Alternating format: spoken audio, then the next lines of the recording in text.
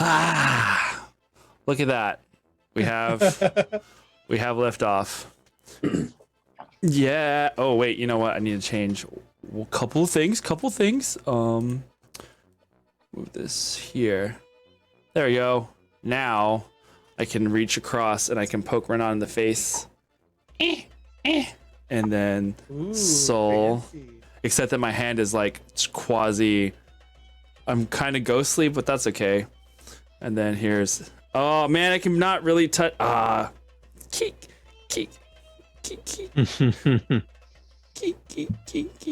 Bat! I'm crashing your head. This is pretty great. You know what else is fun? I mean, it doesn't quite work like this exactly, but it kind of looks like it. Hey, Hecko. Like, watch. I don't know if this is actually lined up or not, but now I can just move you with my mind around the screen and toss you. Just like that. That's all right. I think if you type certain things, I will kill you. I think I have to like, it's a weird mixture of, picking. Oh wait, where am I? Here, Galil. Great. This is gonna take so much more memory when I save and download the streams. It's fine. Just throw Galil. Actually, you know what, Hecko? Watch. How do I do this? Hold on.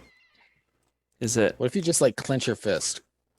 No, I can do like this, and then yeet you across. Yeet. I say. I don't know what's happening. Here, have some stars. She's getting voodoo dolled in real life. Go. Yeah. See now, if you do like, exclamation point jump, you can get points, and then that helps you unlock other things. But I also don't think I really have anything set super expensive, so I'm just kind of toying with it. I tried to do it when we were doing the Conan thing, and it was it was a lot for the computer to handle all the things at once. I think there's also like battle things you can do. Mm-hmm. Yeah, so when we do like chats and stuff, I think we'll have like these little guys running around. But during the game, it's just there's too much stuff happening all at once. But anyway, hello everybody. Welcome to tonight's episode of Lord Dumplings. I don't know. I feels weird saying Lord Dumplings. I don't like saying Lord Dumplings because Iskra's not here. So I'm not gonna say Lord Dumplings. I'm gonna say that it is Lord Junk Food. I think it's more appropriate. This is like Lord Cheetos or Lord Multivitamins. This is what you need to hear before you come and watch our streams. Starting next week, Game of Santos returns with a whole bunch of random shenanigans. But what is the story, you might be wondering? What is happening? I don't know. A hot mess. A hot mess. A hot mess is correct. That would be pretty Flaming accurate. hot Cheetos. Flaming hot on the sides of my face. All that stuff. Flames. Wow, wow, wow, wow, wow, wow, wow, wow. I don't know why. There you go. Have another star. Yes, I don't think. Yeah, Iskra. Hi, chat is destroying me, but I say hi, listening without looking. There you go. That's fine. Don't watch chat. Chat is, chat is chat. It's fine. We will speak what chat says to you, Iskra, while you recuperate yourself, all of yourself that has been damaged, because there was a lot. You poor thing. But we wish you speedy recovery. Yes, and that too, sure. All of those things. We wish you all of the things. I was literally about to reach for like, all right, here, let's go ahead and start tonight's episode. We'll go ahead and start with that intro, and then I forgot it's a different thing altogether. So let me see. How should we start this? I think I know. Chapter 1. Chapter 1. It all began one night. Actually, on my notes, legitimately. Wait, where did my notes go? There they go. I put once upon a time there was a lot of stuff that happened. The end. and that's it. That's the recap. Yeah, thank you guys for hanging out with us tonight. Been a lot of fun. But yeah, no. He's pulling out the other books. The other books. The other, not Shut the up. other books, not the other books. There we I go. know how many books you're going through. That's why I'm the history fact checker. Jesus. Yep. Our history fact checker is in the house, along with our friends Galil and Renan and Sol and Graham, the lovely, lovely peoples of Game of Santos. Yay! Oh man. All right. This is not the vibe that I was going for. Let's do something a little lighter because all of this stuff is really intense.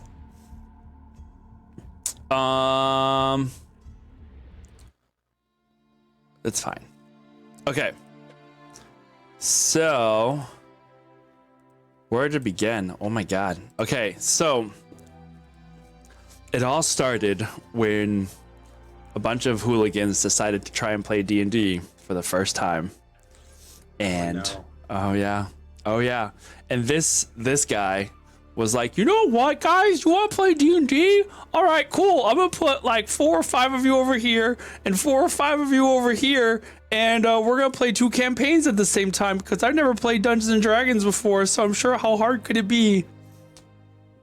Yeah, that You didn't used go. to have an accent. Yep, that's how I sounded back in the before times, before the great reckon. It's true. It's true. Thanks. Oh, I mean, it is. Harley Quinn, welcome back. Good to see you. Thanks for joining us tonight.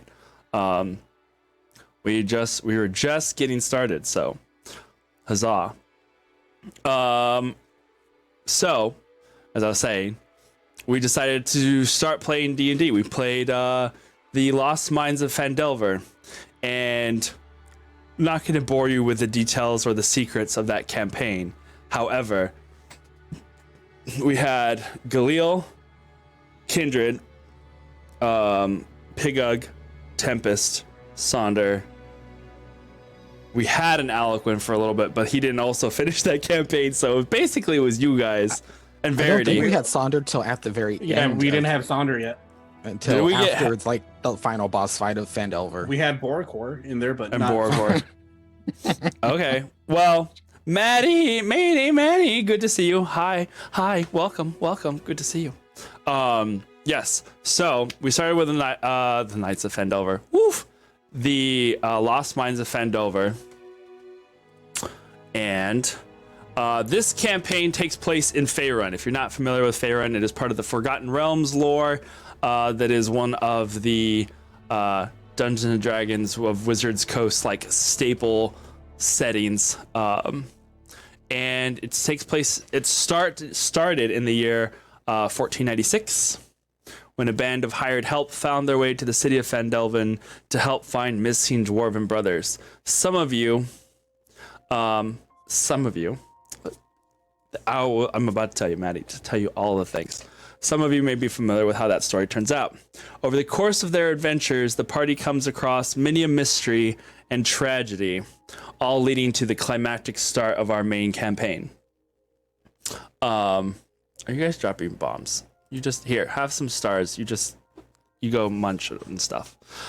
During this campaign, a boy is found going by the name of Carp. He shows extreme magical talent. Well, he's Potential. magical potential. Potential. Extreme At the magical. time, it was extreme. Yeah, Potential. for level ones. For a bunch of level ones, he was he did He his showed fair. potential. An apparent divine heritage. Him and Galil kind of hit it off pretty well. There was a little bit of mysticisms going on there. He bonds with the party members quickly, and they shelter him from many an evil, including a couple of red wizards. Speaking of one of these such evils of red wizards, they apparently had been seeking a godchild, and it was key to a prophecy that had been given to them. And upon completing the Phandelver campaign, they had come back to Phandalin to find that most of it had been burned down, and there was a big stake in the middle of the road with a big sign on it, and it had stuff written on there. I had the paper. You have the paper. I have, see it every yes. time. I know. Well, I had it floating around earlier because I was gonna put it on the thing. Found it. I made them this thing. Yeah. And initially, none of them could read it. Oh yeah. Actually, good point. I do have that too. So I initially, remember Aaron was just like, "Oh man, Kindred's not here tonight." oh no, Kendrick's not here because I handed them this. I wrote it out in Draconic because I'm a nerd, and I found like a really random spell circle. And, But is the plot twist that it's just, a takeout menu and they couldn't read it? Yes, that's exactly what it is. And so then when Kindred came the next time, or was it? Were you not there that time? I wasn't there the first night because for whatever reasons, and so the next week when you're like, "Oh, the party found this," and you're like, "Okay," so they give me all the stuff like in game and then in real life. So I'm like going through it. And I'm like, "Oh my god, y'all!" And Aaron's finally like, "Finally, I was waiting for y'all to have like this huge moment," and they were just like, "Oh, okay, whatever." Like downplayed it so much. I know.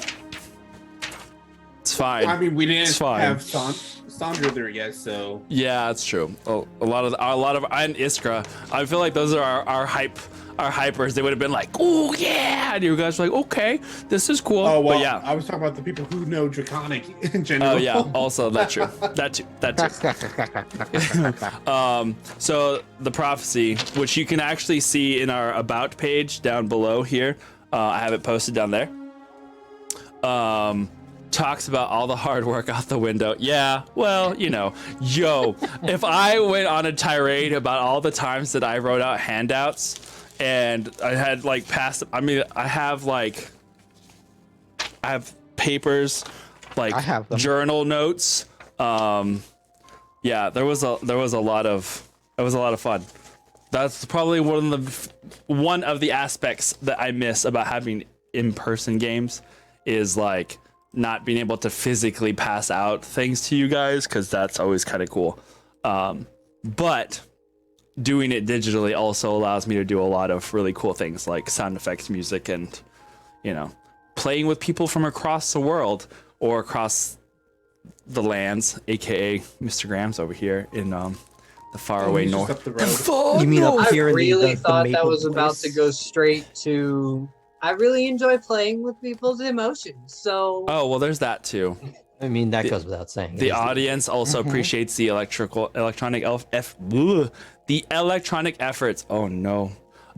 Yes, I've never played in an in-person game. Maddie, they're an experience, I will say. It's also, there is a level of disconnect, so I feel like I can be a little sillier when I'm not face to face with people than I can if I'm now at a table. I feel like I'd be a lot more shy. I don't know. You dressed up the part. Well, You put a all blood the capsule in time. your mouth. You did. Okay, I did. Okay, but yeah, but I've done that here at Knights of Silver, and we're all about enunciation. You know what, I like to Taco? think that- Banned, get him out of here. I like done to with think you. that the blood Just cap need a thing had spray nothing to do bottle. with the game. You just do it randomly at parties So, okay. or conversations The blood at capsule. work. Blood capsule? Redeemed mental picture? Okay, so it was one of our first like big boss fights, and Tempest was fighting someone from his past, and when he finally Ian. landed the killing blow, he took a knife and like stabbed him, and I had, while he was describing it, because I was like, how do you want to do this?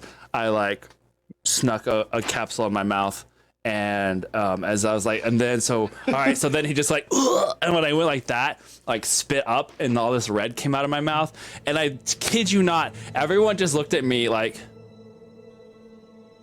Because they're like, including Tempest, You got was just like,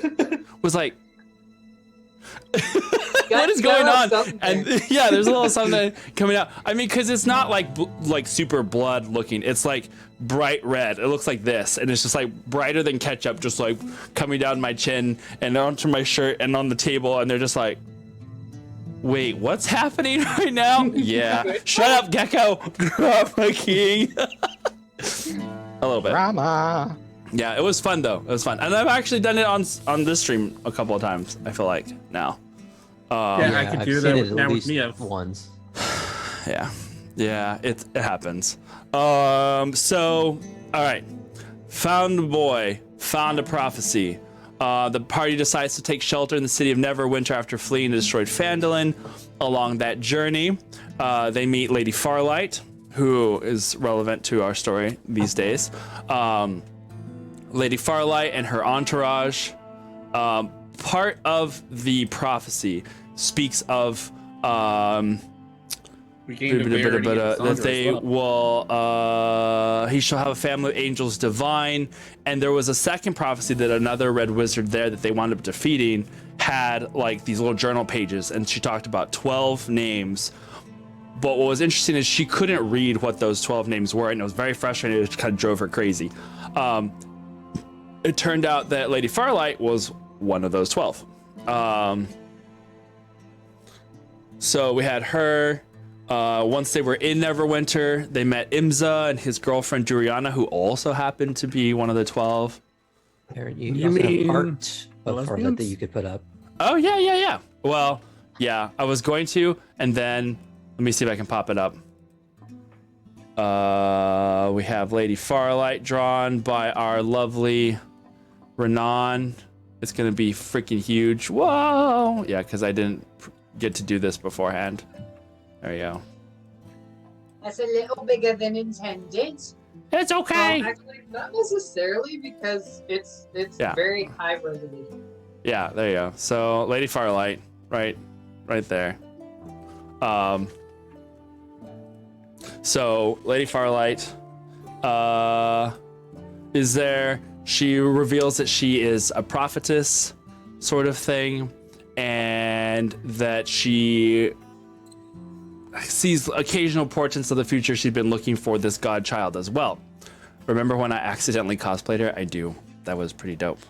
While they are there in the city, and I'm not trying to go through this as quickly as possible. While they're there in the city, Carp's power continues to grow faster and faster as he is taught and trained by the party. He has a couple of Well, I mean, okay. Fuck up Kindred and let him run. You weren't there for that, so I could all I fucking want. Okay, so It was Kindred who taught him how to read and right, and read, like Yeah, and mainly. right, he couldn't Right. even scribble. he couldn't. It's true. He went on those adventures with you and Boracor, and had a couple of moral lessons there. He learned how to walk amongst the dreams of his friends, though it did have some Like dire SpongeBob. consequences. Yeah, though it did have some dire consequences for him, as he was temporarily shunted into the mind of a dragon that was hiding amongst the populace. So that was real? fun. Yeah, that was fun. During a fight with some of the sinister forces of the city, aka Valindra Shadowmantle and Lady Deathbell. Kindred flees from battle only to be brutally slain in an alley. Eventually, he finds himself reincarnated, although no longer as a male elf, but as a female hobgoblin, and he's dumped in the streets of Neverwinter, where he is found by allies of the party, and they kind of like bring them all together again. Mention got a big Farlight redemption. without mentioning Elaine. Listen, I have to condense Elaine's art so is much. in the folder. Yes, Elaine art. I mean, and then I wanted to have all of the art like pop up too, but we'll have to wait till our more in-depth look, because I'm trying to capture all of the campaign in one evening and not take 4 hours. Yeah, that's when that happens. So that happened in Neverwinter. Oh my gosh, I hated Neverwinter. Neverwinter had a lot of stuff going on, like a lot. We And never I'm got a cutting- chance to just breathe. Yes, true. It was a lot. Well, I was also new DM who this. I was like, this will make things exciting for everybody, and it turned into just a lot of chaos in a short amount of time. Kindred also got the opportunity to stop breathing. Wow, Taco. Wow, just coming for the throat on all of us. How dare. Let's see. Once Carp is finally freed from the dragon's mental prison, it is done just in time for the true kickoff of the campaign, and that starts with the invasion of the Sword Coast. Your freaking mind puzzle. Yep. Listen, you know, I don't think I've really used puzzles again much since then. Not That was really. kind- The that- only ones who suffered mainly from that was me and Tempest. Yeah. I can That's send true. you some. Oh no, I mean I have some. I just haven't had like the cause to they haven't like needed it lately. We'll see how things go. Next episode, puzzles. Puzzles everywhere. Let's see, where are we at? Oh yeah, so the invasion of the Sword Coast. So I don't know if you are aware, but there is a country called Thay that is far to the east of the city. Puzzles are the banes of existence. You know, puzzles and doors. Doors, I feel like, can be almost as bad as puzzles for some people. If they don't get those lock-picking numbers, then, you know. Sorry, I don't know. Pick Thunder works. I'm Yeah. just saying. Yeah. So the Thayan Empire in one night strikes down all the members of the Lord's Alliance. And so the Lord's Alliance are like Neverwinter, Baldur's Gate, Waterdeep, Luskin, Silvery Moon, Yartar, and a couple others that are like going out there. But, huh? Escaping you. Escaping me, yes. So they do this with massive, just have a barbarian break down the door.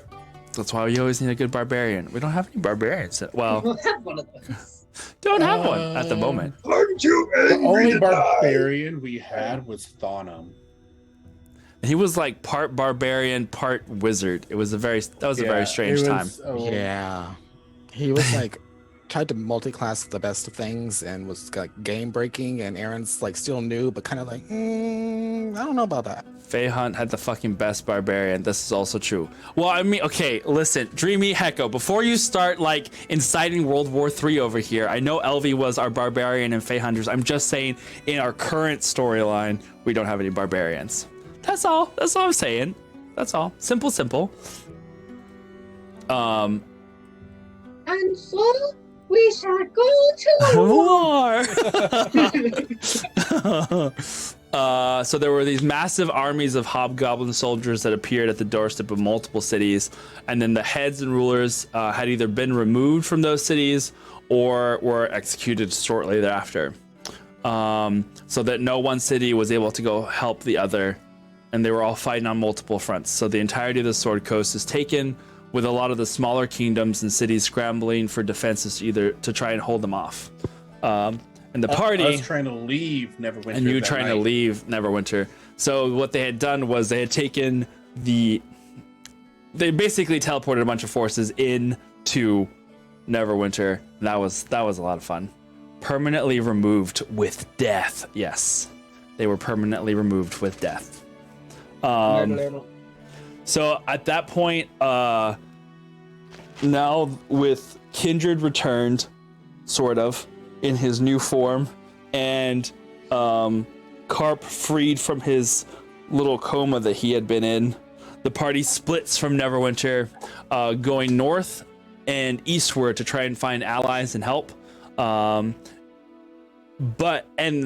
they had met up with Lady Farlight there. And then those two groups wind up splitting. Lady Farlight and her entourage and the rest took Carp and dragged them, or went south, dragged them out of the city, snuck them out of the city, going south. And the party took a young, brave soul from Neverwinter, Criterion, a half orc boy that agreed to act as their decoy for Carp, even wearing the duck cape that Carp was known to wear. I mean, in the end, he kind of became half oak. I hate you so much. Higug was here. He would be crying. And he would be so upset. Just gonna strangle you. It's fine. Harder, daddy. Ugh. See, if when you were over here, I could actually reach, but now you're up there and I can't reach. Anyway. So the real Carp goes southward with Lady Farlight and her entourage to gain more allies and hopefully insight into his divine powers and magic. Once the party reaches Yartar, it is there that they have their first run-in with the Cult of the Dragon. It had been mentioned before as one of the sources of Saz-Tam, the ruler, we could say emperor of the Empire of Thay. He had become an ally with this Cult of the Dragon, and it was the first time they ran into this powerful ally of the Empire. The Cult of the Dragon seeks to release their powerful Queen Dragon Mother, Tiamat, from her prison in one of the layers of hell, or layers of the hells. There are 5 children of Tiamat that are called her sons and daughters that kind of preside over the rest of the organization. There are always 5, no more, no less, that lead the cult, and it is in Yartar that they meet Christiana, and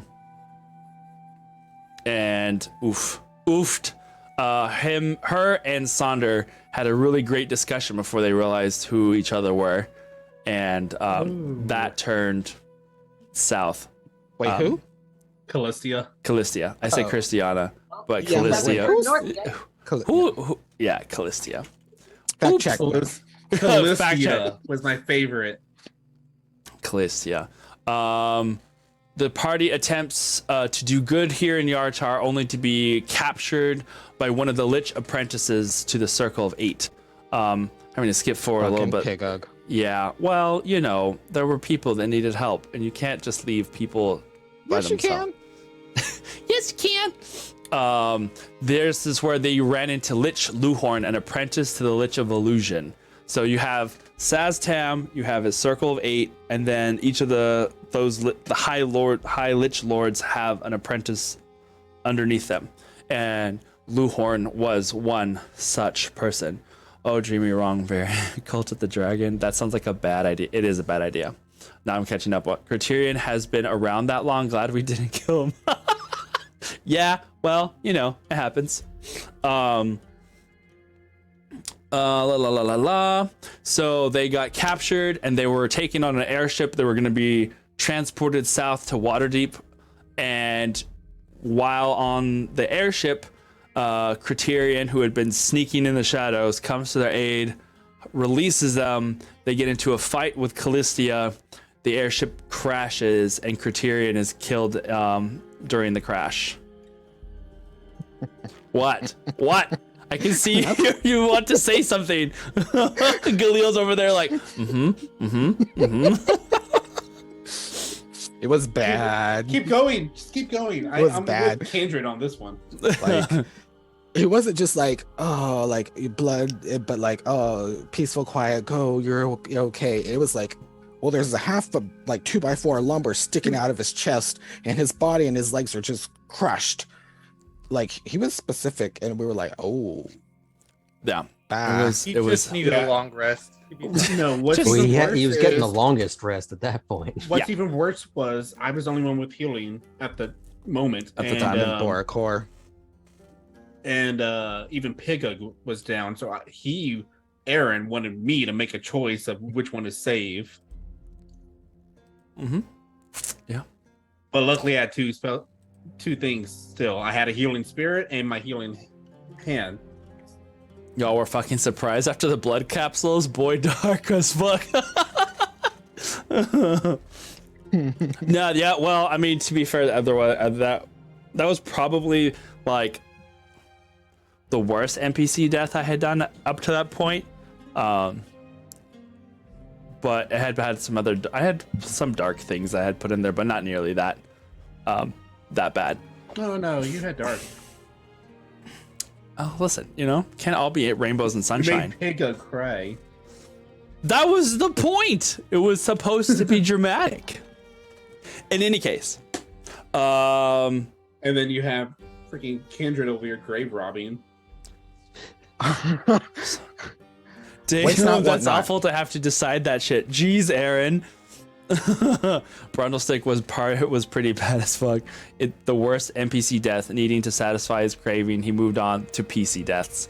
Well, I'd already killed Kindred kind of once, so there was that, and that was pretty brutally done. They did find pieces of you all over the alley, but that is neither here nor there. Now tune in for the annual kindred scavenging hunt. Forget I found an eyeball. forget Humpty Dumpty.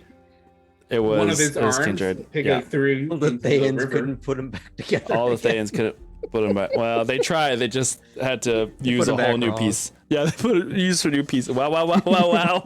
Where's Kindred? There and over there. Taco, Oh you're my terrible. god. I love you. Okay.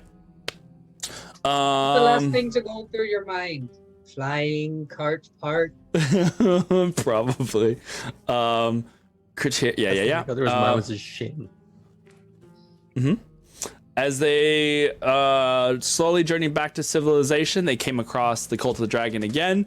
This time there was a ritual where a black dragon that they had run into in Neverwinter is seemingly being sacrificed to Tiamat. And it is at this ritual that Sonder defeats Calistia in combat.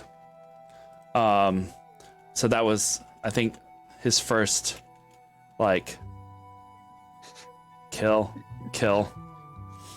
This is where we learned that Sonder can go brutal. Yeah, he did do a whole lot of I think like his how do you want to do this? He's like, I take the ice and form it to like giant boxer gloves and I like smash your head and it just crush it. yeah, he was pretty, yeah, he was Put her in pretty, the icebox. because she had a helmet on and it was just like squishing the helmet, as I recall. Kindred reminds me of the phrase, when I die, I want to be scattered over Disneyland. Also, I don't want to be cremated. Oh no. What was it? Amazing. There's someone with Calistia. Oh, it was that wizard that Yeah. we called him ostrich, but it was like Orstruck or something like that. Austrian. That yeah. He got away. Got away. Let's see. Let me go back over here. Where am I? Okay. That's where you guys met the Red Braid tribe, a group of centaurs that was like migrating across the land. You traveled with them for a while. That is where you learned of Fey portals that are all across Faerun. And you discovered one such portal and two humanoid constructs inside. Shalom. Those two constructs were Riku and Rauku, two warforged basically, that had been awoken from years of stasis, apparently having like been shut down during the spell plague when magic ceased to work or exist. They revealed themselves to belong to the Knights of the Living Order, a long lost order that was founded when the Netheril Empire first broke through to another realm of existence. You guys used the Fey portal briefly, temporarily, taking you to the Feywilds for some time, where one of your members, Pigug, helped free a trapped forest creature that was within a gilded cage. The creature thanked Pigug for his help and promised to return the favor, and thus it was that a Fey prince was released from his wrongful imprisonment.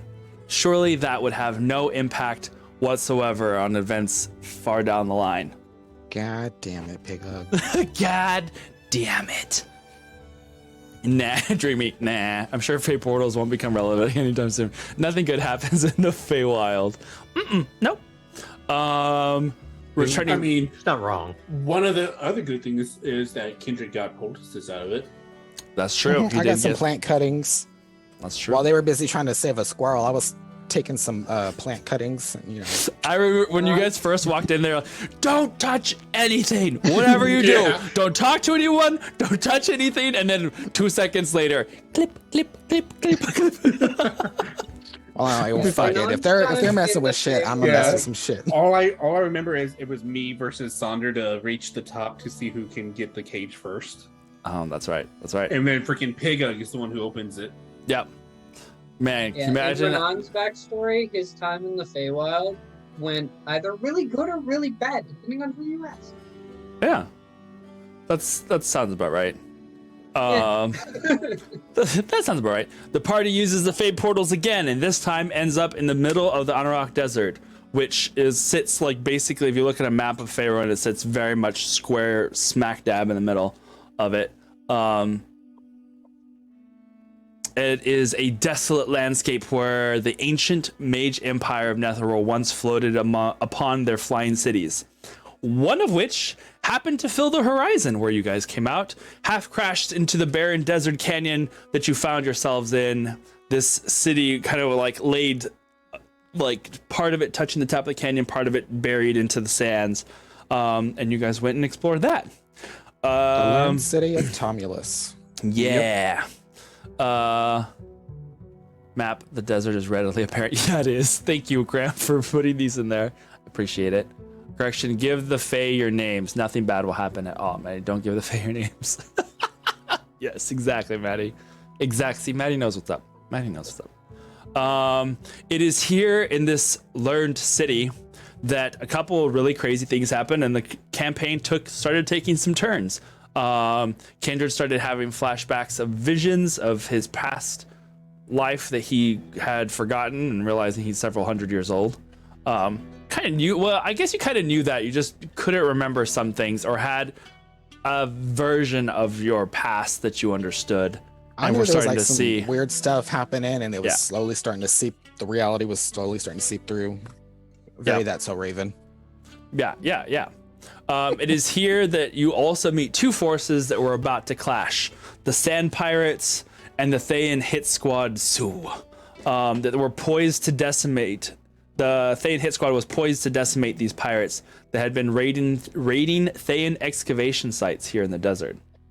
After running into both and kind of befriending both, kind of also remaining neutral, the party winds up kind of siding with the pirates before the conflict, and the resulting clash, by the end of it, sees Pigug at the head of the Sand Pirates and the Red Wizard hit squad in shambles. Of the four members, one of them died during that assault, and another one was near fatally wounded with the loss of several of her limbs. That is where you guys met Khafra, Nefru, Beck, and Atet. Khafra was the one that died. Atet was very mortally wounded. Well, yeah, because pirates are cool. Yeah, this is true. With the loss of one of their members, the survivors came out of what appeared to have been some sort of mental manipulation by their deceased comrade, and they kind of came to realizing that the Empire had made them do some really terrible things. Mindless soldiers. Yeah. The city was explored and discovered to still contain the ancient magical artifact that had once kept it afloat, a mythalar. This device, unlike its elven counterparts, was created by the Netheril Empire and thus imperfect, needing a soul to become bonded with it and control it. It was then that this Thayan woman by the name of Atet, the one near death, with no true hope of recovery so far from civilization, volunteered to be the city's heart and mind. So, after some time spent learning how, Kindred and Beck raised the city of Tomulus from its resting place, and Atet was installed into the heart of the city, within the construct. That took forever. Literally. The city now had a working center, and the party begins in earnest to try and assemble forces that can oppose the Empire that has now slowly started to move its way eastward from their newly conquered lands. And this was kind of basically about the time that the pandemic had kind of started kind of popping up-ish, because then we had to make some adjustments to how our story went. And we wound up skipping forward some time while we figured out what we were going to do. I don't remember. Was it like 6 months that passed, or was it closer to a year?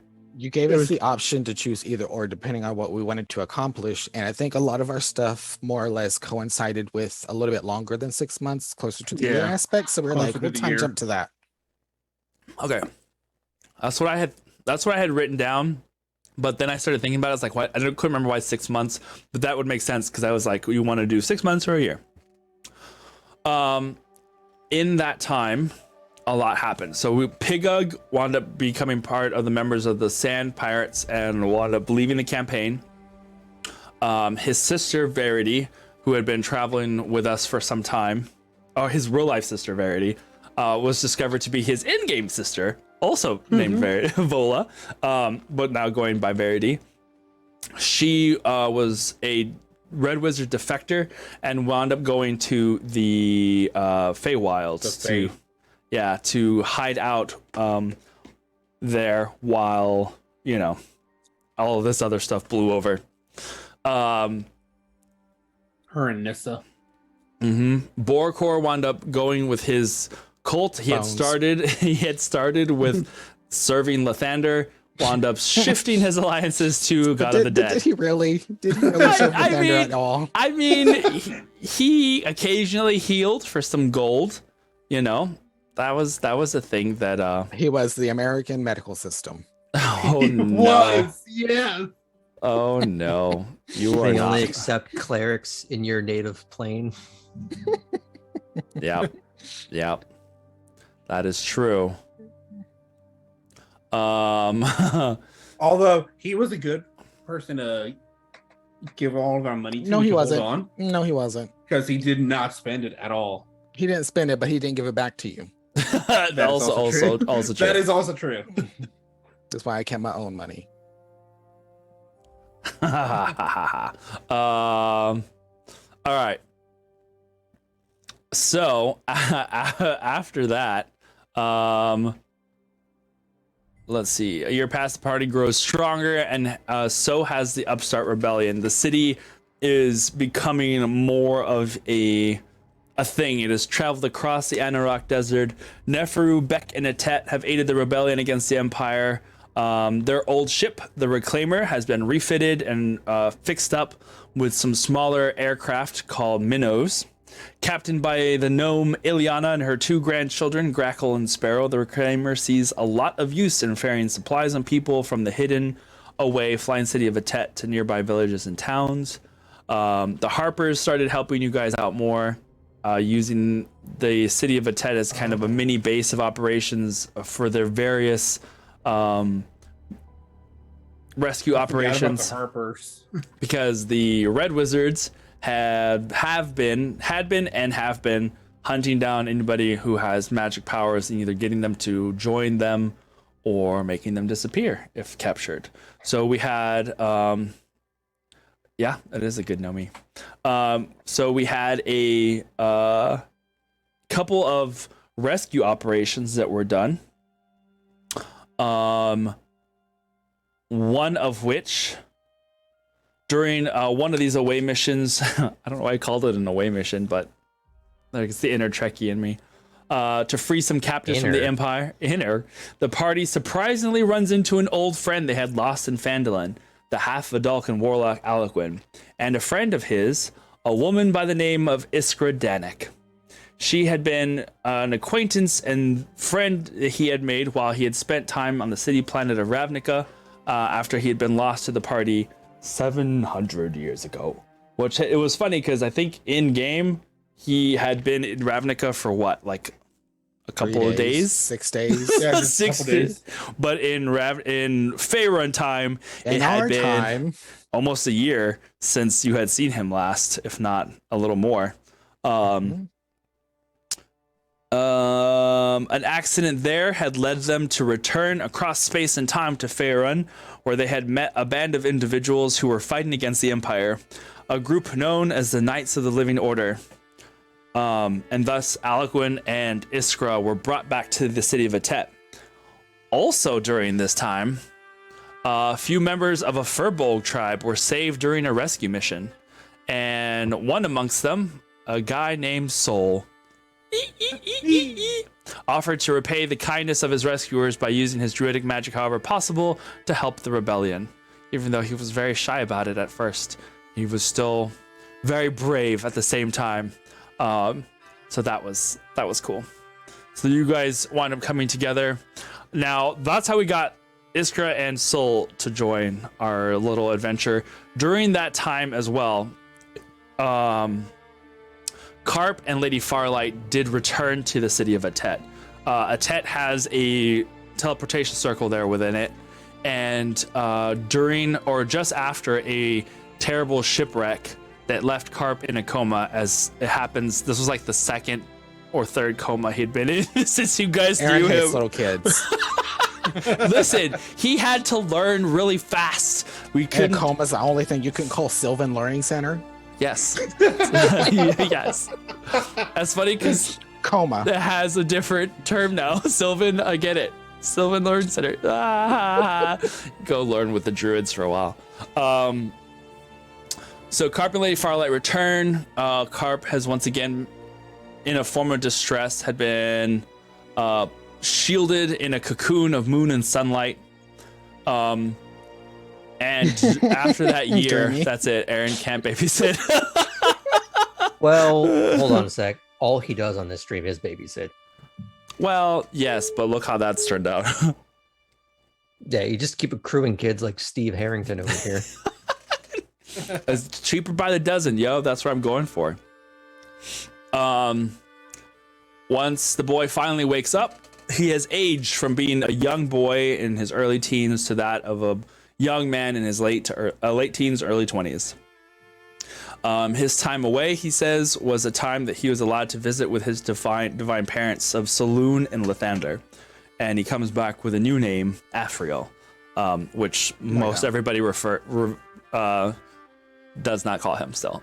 They still call him Carp. They still call him He's Carp. still Carp. And his dad, Gary Dose. No.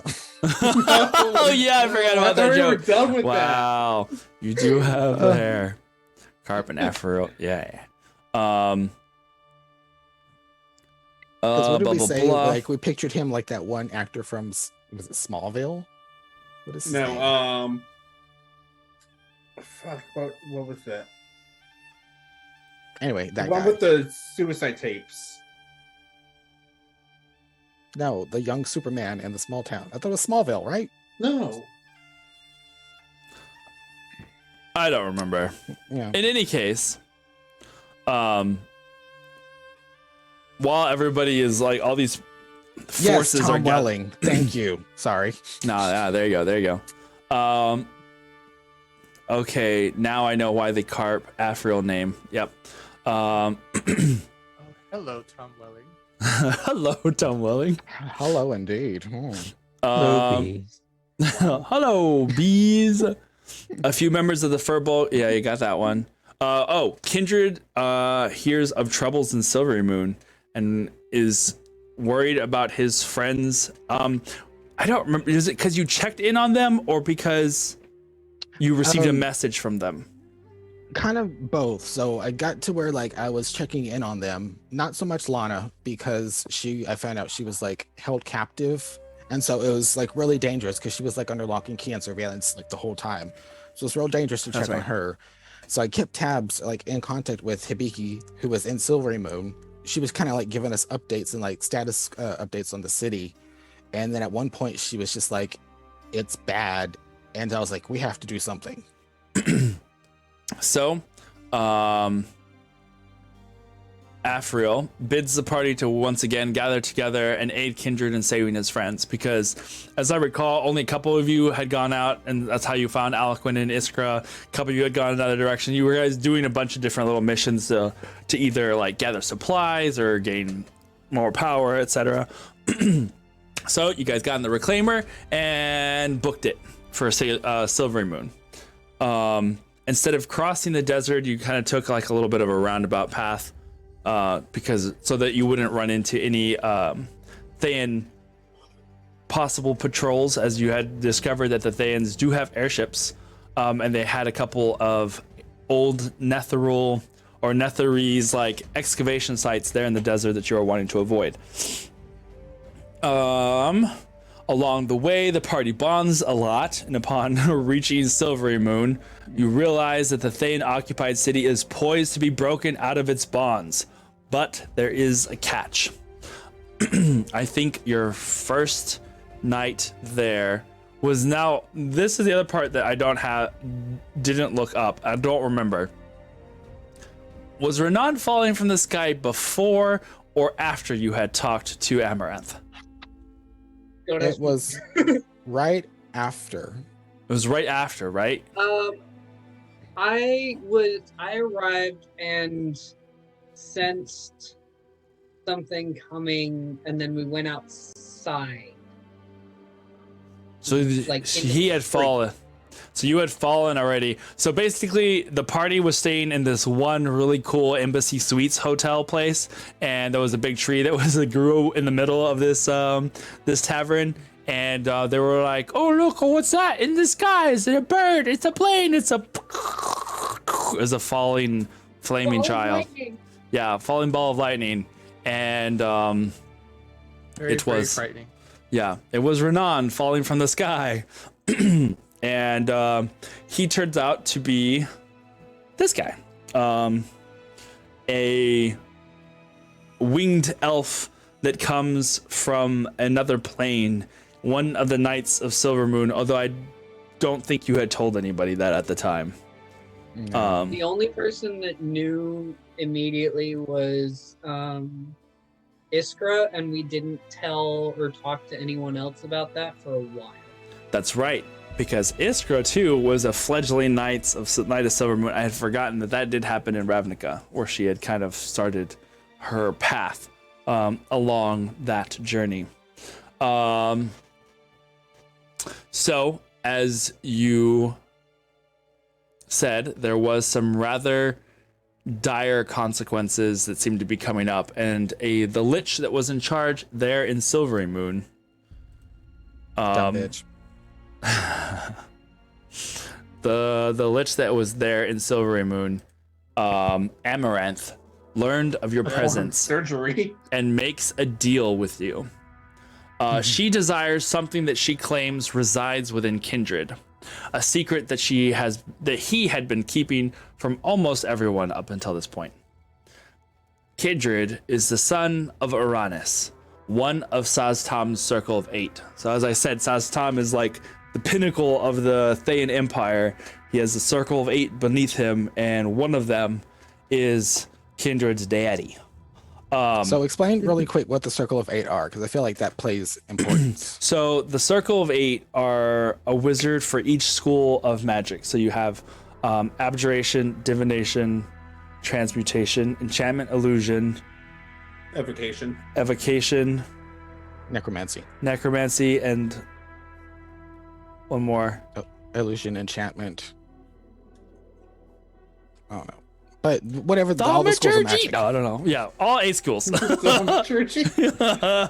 They are the Death Eaters, and Kindred is Malfoy. Pretty much. So one of them, the High Lich Lord of Abjuration, is this Uranus guy, and he had 2 sons, twin boys, and of which Kindred is one. And apparently he had bound his soul into his twin boys in order to make them his living phylacteries, or the sources of this lichly immortality, and had sent them to opposite sides of the globe, or so he thought.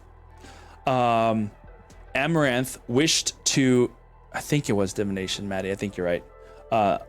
Amaranth wishes to remove this from Kindred in exchange for not killing him and his friends outright, and allowing them to leave the city alive. So, feeling that he is stuck between kind of a rock and a hard place, as their secret mission into Silvery Moon was quickly found out, Kindred goes under the literal knife, as this Dumb thing, bitch. this spirit part was going to be removed from him. However, just as he was about to do that, an assault is launched on Silvery Moon by the Rebellion and its allies, the Wizards of Evermore and the Knights of the Living Order. And thus chaos reigned all over Silvery Moon for a night. As in one vicious evening, the city of Silver Moon was freed from the Empire's grasp, as Amaranth, as well as a visiting son of Tiamat, Gabriel, and his dragon companion are slain. So that was rude. that was a lot happening then. That's I when think that's when I introduced everyone to the Quetzalcoatl. yes. Yeah, because they crashed through the window at the library, like, giant giraffe bird. Yeah, giant giraffe-sized bird. Soul's Quetzalcoatlus. You guys fighting Gabriel and the dragon on the decks of a large airship that was not the Reclaimer. The Iskra Fang? no. The Fang. The Fang, I think it was just called the Fang, yeah. Slaying Yeah. all the dragons. Yeah, literally Iskra, she did this whole like punching the dragon until it died while it was in the air and then like fell from the skies. It's like, it was pretty bananas, pretty epic. Like I And, felt like forcing the dragon's head out of the ship by blasting it with thunder was cool. And then I walk up to the edge and there's Iskra just wailing on it. Like, Giving Cool. it the full Drax. Yep. And We should have known. We should have known it was too easy because we lured him down into like the bows of the bottom part of the bows. Yeah. Below deck. Below deck. And a fight ensues, and we're all like using corridors and hallways to our advantage, like we always do. We take out Frost. What was the dragon's name? Winoth. We take Winoth out, and and then Aaron's like, "Okay, you see like magic," and he starts smiling. We're like, "Oh fuck!" And then he explodes into his dragon form. We're like, "Oh, you mean he didn't just die?" You mean this isn't even my final form? Exploding So into their then, dragon form. I'm sure that'll never happen again in the campaign. Never. Now we Never. know. Soul tried to sabotage the Fang, right? Yes. With the spear. Oh with the, yeah. spiders. We did. We had that whole The makeshift bombs made out of Still get each something. Parts of the The stone. magicite, as well as oil and gunpowder and other stuff that we had aboard our airship that we made makeshift bombs out of, and Soul webbed the fuck out of them underneath like what we thought was control deck.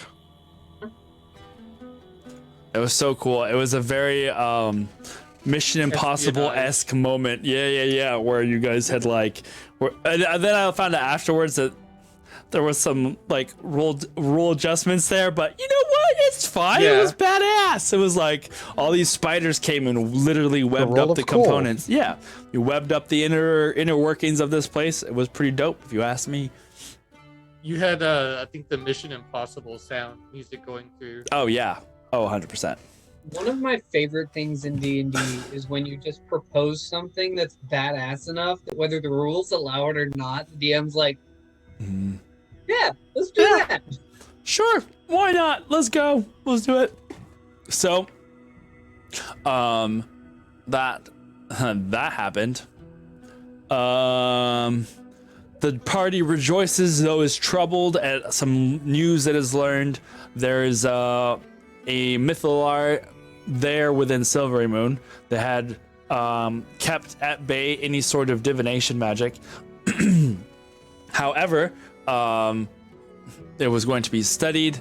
Amaranth tried to escape, but was slain outside of Silvery Moon as Galil and a group of Knights of the Living Order, Sybil and Martel, as well as...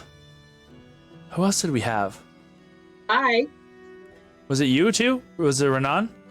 Renan, Galil, Sybil, and Martel. Was it just you four? Oh, and Soul. Me and Sybil were the first ones there. Yeah, because Soul did. That's that. Yeah. Yeah. So when you Yes. guys had chased down Amaranth outside of Silvery Moon and found a little That's when I already got Finn turned back into Oreo. yes, you had found a Thayan encampment, and as part of a distraction, Soul decided to create several large goats, giant goats, if you will. Didn't have names for them, so they just became goat A, B, C, and D, which started to wreak havoc in the Yep. camp. And Oh, and when- I wild shaped into a goat too. Yeah, there was just goats everywhere. There was suddenly goats, if you will. And this was about the time that Taco had started joining in the chat a lot, and Sybil. And the forces wound up taking down one of the goats, Goat C, and thus forever immortalizing Goat C as being an object of something that keeps popping up. Goat C became a meme at that point. Yeah. And suddenly goats became ever present everywhere. So that was hilarious because I just had them wandering around at first, and then these the enemies are coming out of their tents. They're like, "Hey, shoo, go, and then go. one of them attacked, I think, and Yeah. that's when the goat started to all attack. going, running everywhere. It was great. While you had done that, Galil learns from cornered and soon to be very dead Amaranth of a place named the Graveyard, which she had been trying. Relatively dead Amaranth. Let's not go being excessive here. Relatively. Returning to Atet after that with new friends they and allies. had the freaking spell circle right there on the side of the mountain. Returning to Atet with new friends and allies, the rebellion grows in strength, but not before a new mission is given to the party, now known as the Brigade of Eight. I don't remember at what point. I just remember you guys started being called the Brigade of Eight by this point. I don't remember at what point it was like. We were still with Thonum technically when that name was proposed. Okay, Yeah. so then And it was one of the ones that like we all didn't immediately hate, and it just kind of stuck, and then it just stuck. I will say, Yes. according to the notes, you guys, some of you guys, half of you had been known as the Vengees for a while because of a name that varied, because you were like it wasn't the Avengers and it wasn't the Revengers, but you were going for vengeful something, and then it became the Vengees, and I kept seeing that pop up in the notes, and I was like, the Vengees? Vanjie. And I was like, oh yeah, the Vengees. Like going into class and then you go to review before the exam and you're like, the hell was I thinking? yeah. There's, I mean, like, me and Iskra had talked about earlier today was doing a real deep dive into like the events of the early events, because there's some really great stories in there. But for the purpose of this, I was like, I had to try and keep it as concise as possible as we go forward, because I'm skipping out on some really great stories, but they will have to wait for another time. So Afriel tasks you guys with taking the Reclaimer and going deep into Thayan lands, looking for this graveyard and where it might be hidden. The reason being is Saz Tam has ordered all of the liches under his command to store the sources of their immortality there. And thus, if it is found and destroyed, it'll be a severe blow to the Thayan Empire. And thus started this next arc of the campaign, and where the we'd already been streaming for all the Silvery Moon arc is part of our old backlog on YouTube. Yeah, on the beginning of the stream on YouTube. That's basically we started with them going to Silvery Moon. So you can go to this arc is about where I joined in. Yeah, exactly. So if you care to see all of that Silvery Moon madness, you can see it there on the YouTube channel. It's a whole interesting journey of seeing how the stream has like grown and changed in the years that we have. Well, has it been 2 years now? I guess we've been streaming. So Yes, it has. Yeah. wild.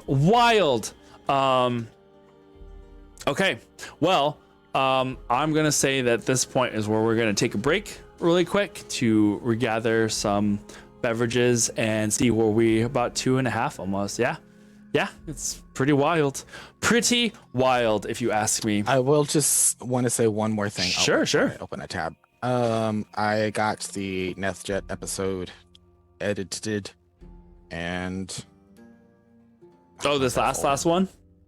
yes, I just haven't posted it, but come on. Where's that? With our last episode of NethJet, we are now at 98 episodes. So 2 more, and we will have 100 episodes streamed. Wow, that is wild. Holy crap. All right, Yeah. cool. Good to know. So be thinking about things we could do for our 100th episode. Player 100 characters to kill off. all of them. Oh my Just god, I have really long hair in that video. Nice using the stopover in a TED as a place for a break, right? I mean, let's stop there. There was a lot of stuff that happened from that point, so that'll be our next half. Look, we need to do episode the 100, everyone dies. long-standing request of the beach episode. Handlebar. A beach episode on the 100th episode. I mean, Yeah. you are at the edges of a giant lake thing, so I guess there is. No, a beach we're at the close edge by. of a bog. I mean, we It's a could do lake. That one of water those, is not anime sanitary. episodes That's just a filler episode.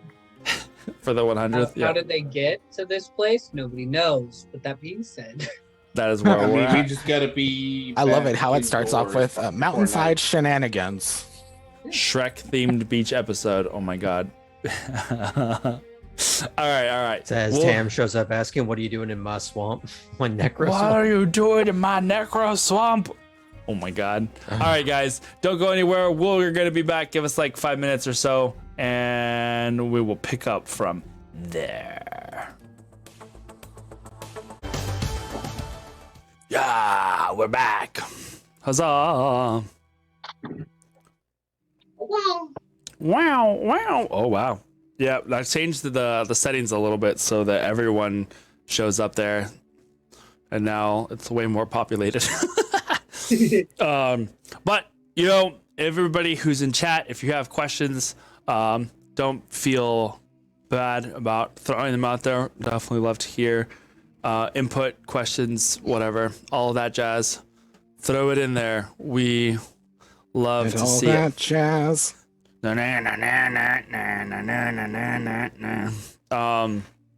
We'll do an all dark early spooky season stream. Yeah. Ooh, that sounds like fun.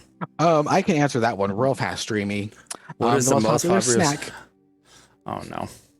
The most popular snack in a TED is nachos that are only in the war room at the nacho bar.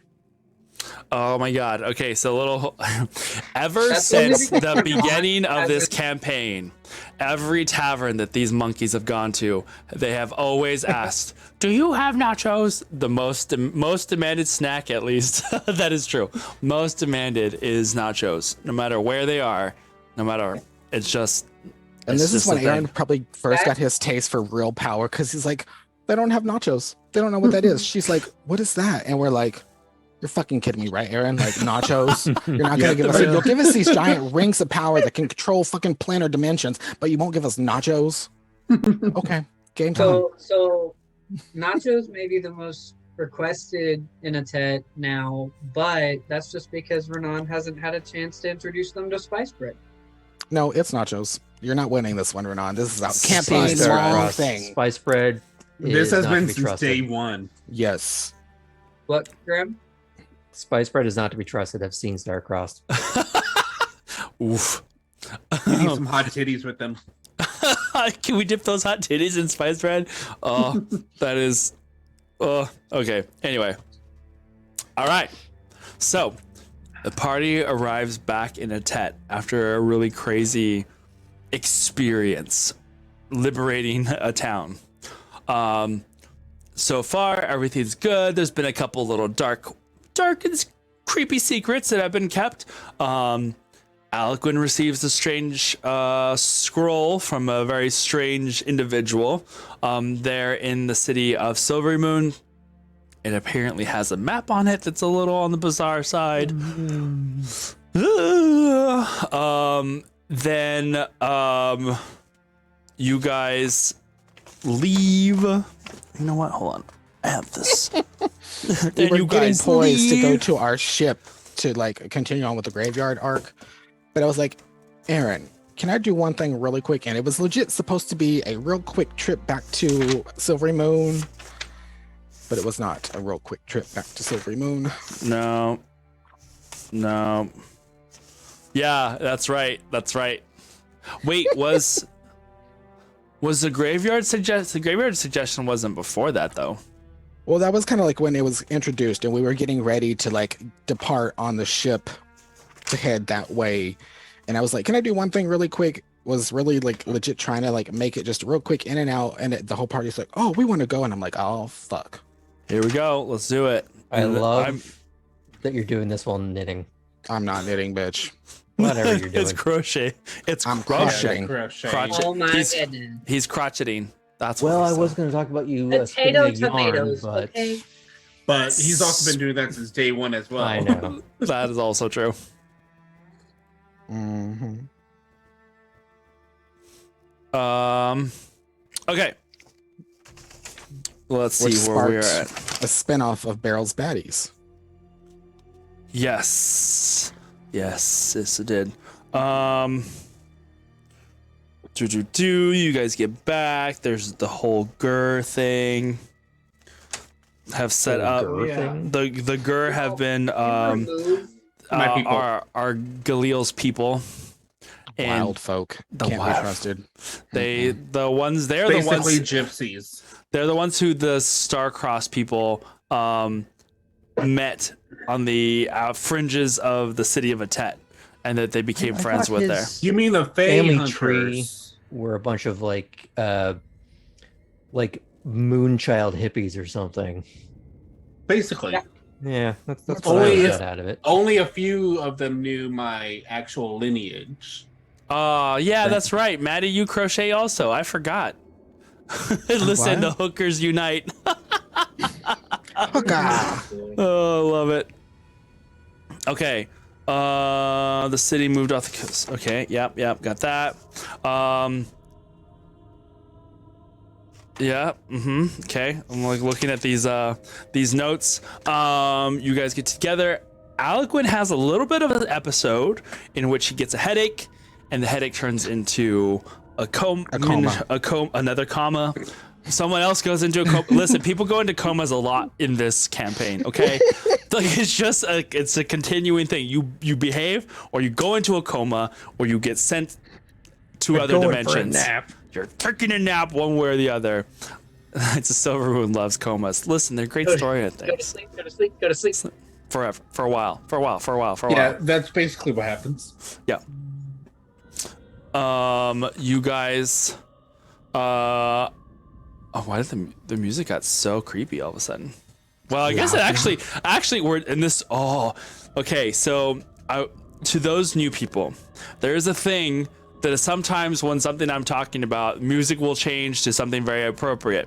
This song is called "Where Dreams Become Nightmares." I did not choose this song ahead of time. It literally started popping up as we started talking about Alcuin having a headache that turned into a coma. Now, it so happened that on the city of Atet were these women. It's the Sisterhood of Demos. They realized that Alcuin was touched by madness, as it were. Into hentai. I also hear no music. Well, it's really It is low very right now. quiet. Yeah, it's a very quiet song, but it is a very creepy song. So Iskra had always had like a bit of a kinship with Alcuin because of their past of being from Ravnica. So she kind of working in tandem with the Sisterhood of more like the Sisterhood of Susmos. Yes, Taco. Yes. She helped Alcuin come out of this coma. Although there was some mysterious circumstances that happened after that. She stole his stuff.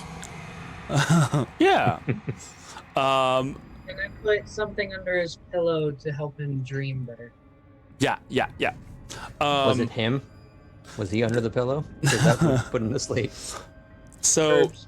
the Sisterhood of Demos are a cult or a group that worships an aspect of Demogorgon. No. Go back to cult. You had it right. Cult. they worship an aspect of Demogorgon, and they are all tieflings. They keep their faces veiled. You cannot see them except for like some of the jewelry that they wear, and occasionally sometimes their eyes glow really brightly underneath the veil. But they are very shrouded in mystery, both physically and figuratively. And they helped him come out of this, but also warned him that he was going down a path that could be extremely dangerous, as not everybody who looks into the mysteries of Demogorgon comes out sane. Most don't, in fact. So taking this on, he kind of kept a lot of what he learned hidden from the party, as some of the party tend to do. They keep all of their secrets to themselves. We really do. You really do. It's for your protection. It's for your own good. Yes, Kindred, it's for your protection. Ask Joel Dream. doesn't. Well said, Everyone Estrella. else does. So you guys set out on your adventure to try and find this graveyard. The name was not popping up. All right, I'm gonna change this song because now it's creeping me out. You were. The Reclaimer was currently on mission, on task. Oh no, the Reclaimer was being repaired in Silver Moon. So you guys had to use a old-fashioned ship, the Lemnos. Oh, that's And right. with the destination of going, because the city of Atet was currently in this, what's it called? The Sea of Fallen On Stars. the sword of the sea, yeah. See you was the in- fallen.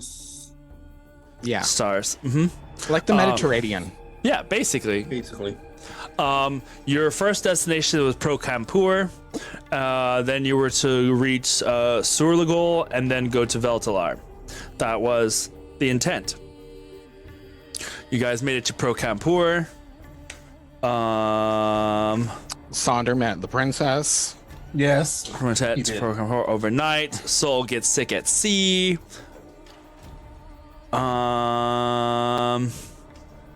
There is a creature that haunts Galil, always at the edges of his sight in the darkness. That was fun. That was That fun. narrows it down. Also, that's also very true. But this particular time, No, we you- know what it is. you guys got to Pro Campur. Iskra did some good deeds trying to help some family that was being harassed by the Empire there. This city was not necessarily directly under the Empire's control, but they did have kind of a large influence there. Speaking of, I actually just watched that episode again, and I'm like, oh shit! Like, there's some things I forgot about, and things that get mentioned. I'm like, Yeah, that's why it's always fun to kind of go back and you're like, oh, it wow, really is. Like, just pick a spot and like watch it, and I'm like, oh shit, I forgot. Yeah, there was this and that. You guys eventually find your way to the underground of Pro Campur, as you tend to do in a lot of cities. You always find the worst people, not the worst, but the underbelly of the city, and then you're like, let's make friends. but that's where things get done. I mean, that's- he's not wrong. yeah. Like Sonder. So Oh my gosh. yeah, exactly. Iskra, Athena. Yep. So you guys meet the princess, someone who kind of manages. She's basically like the godfather of most of this region. She took a liking to Sonder and offered to help the party as well as the rebellion, as it was in her best interests to have a trade partner that wasn't as uptight and oppressive as the Empire tends to be.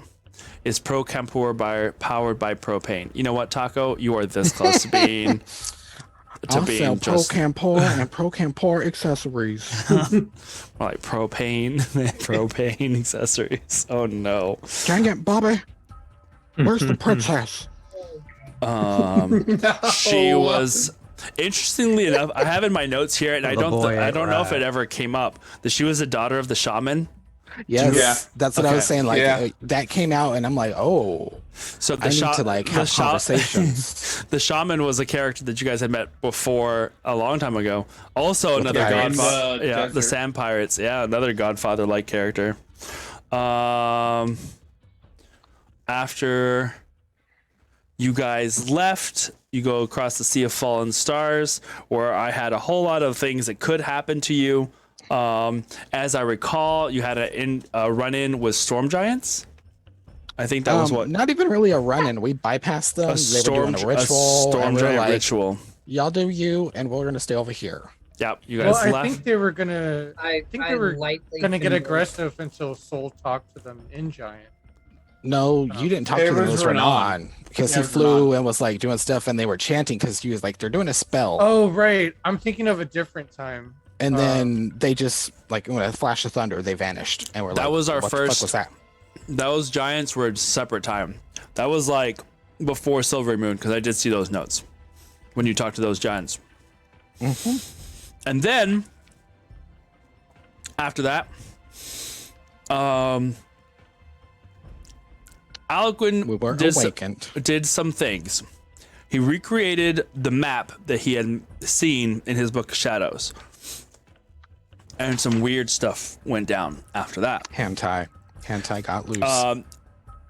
That particular Really high level hentai. the ship, as everybody was sleeping one night, was rocked by an explosion, and Galil was gone, and the ship sank. A lot of craziness happened. You guys wound up barely getting to shore alive, thanks to the help of Orca me. Soul and Kindred turning into orcas. A shark? He was a reef shark, but at the beginning And we had I- his 4 seahorses. Yeah, I summoned giant seahorses. That's right. The only thing that I was able to do in that situation was lightly hold the ship together for a little while longer. Yeah, it helped a lot of people get out. When did Hank Hill arrive here? He's always here, lurking. He was in the back That's looking at when- propane. Mhm. That's when Galil disappeared, and we had no idea what happened. That's when we like all got on our lifeboats, and as we started like being able to like adrenaline comes down, we're like, wait, where's Galil? And Aaron's like, and that's where we're gonna end for tonight. I don't know what you're talking about. I never do that. You, I don't know what you're talking about. The lifeboat trip and being on shore was really cool and dramatic. Yeah. Soul talked to some seagulls, and that was fun. And I Oh almost yeah, came- weren't they like gangster seagulls or something? they were trying to Yeah. like extort you for food. Yeah. Should have And told I the almost detective had some that's words my- with Aliquin, but not words. I mean fist. You guys travel to Veltalar. And there was the birth of Suddenly Goats, I think, as you guys took on. And Banan. So you guys took on the you guys took on the guise of a traveling band of musicians, and during a shopping moment with Renan, Kindred decided to disguise himself as his twin and was going around calling himself Banan. So it was Banan and Renan. Dreamy. 'Cause, Okay, you know, like- Veltalar is where I started watching. Yeah, You know, like in fighting games where if you pick the same character, it's like the exact same, just like it's a different color Yeah, scheme. it's just a palette swap. That's pretty much all I did. Yep, and Renan almost killed him at that time. Hey, I just put in chat.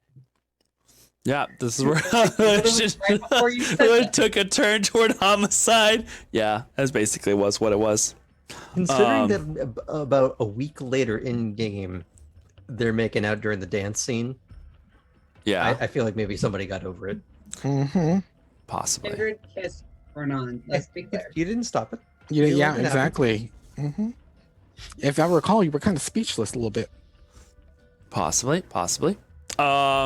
So let's see. Hold He's on. a 400 second. The years abyss, old. What so- is he doing?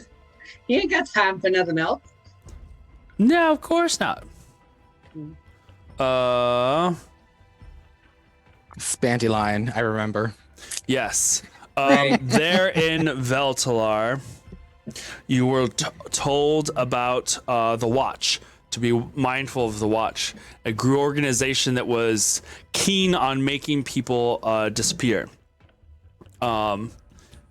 And you saw there was a couple of people that were like you ran into at the tavern before you guys left.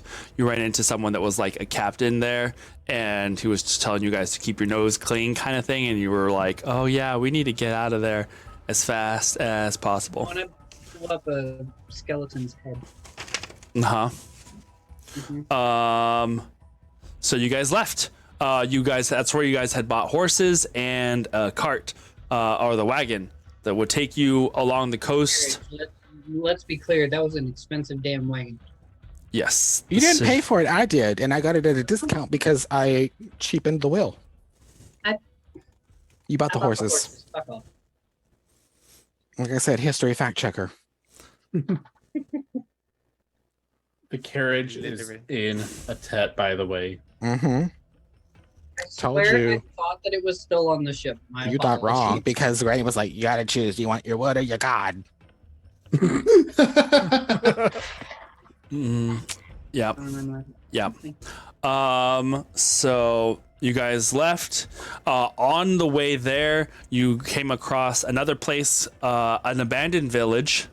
This where you learned that something not great happened here, as apparently some of the individuals seem to have been lost. You had a brief encounter with a mysterious druid at the edges of the wood who had sent some earth golems towards you and Spiders, some ghost spiders. some phase spiders, which Kindred replied with animating a bunch of pieces of broken fences and turning it into a Fantasia montage. I don't know. Those planks. Planks. It's log.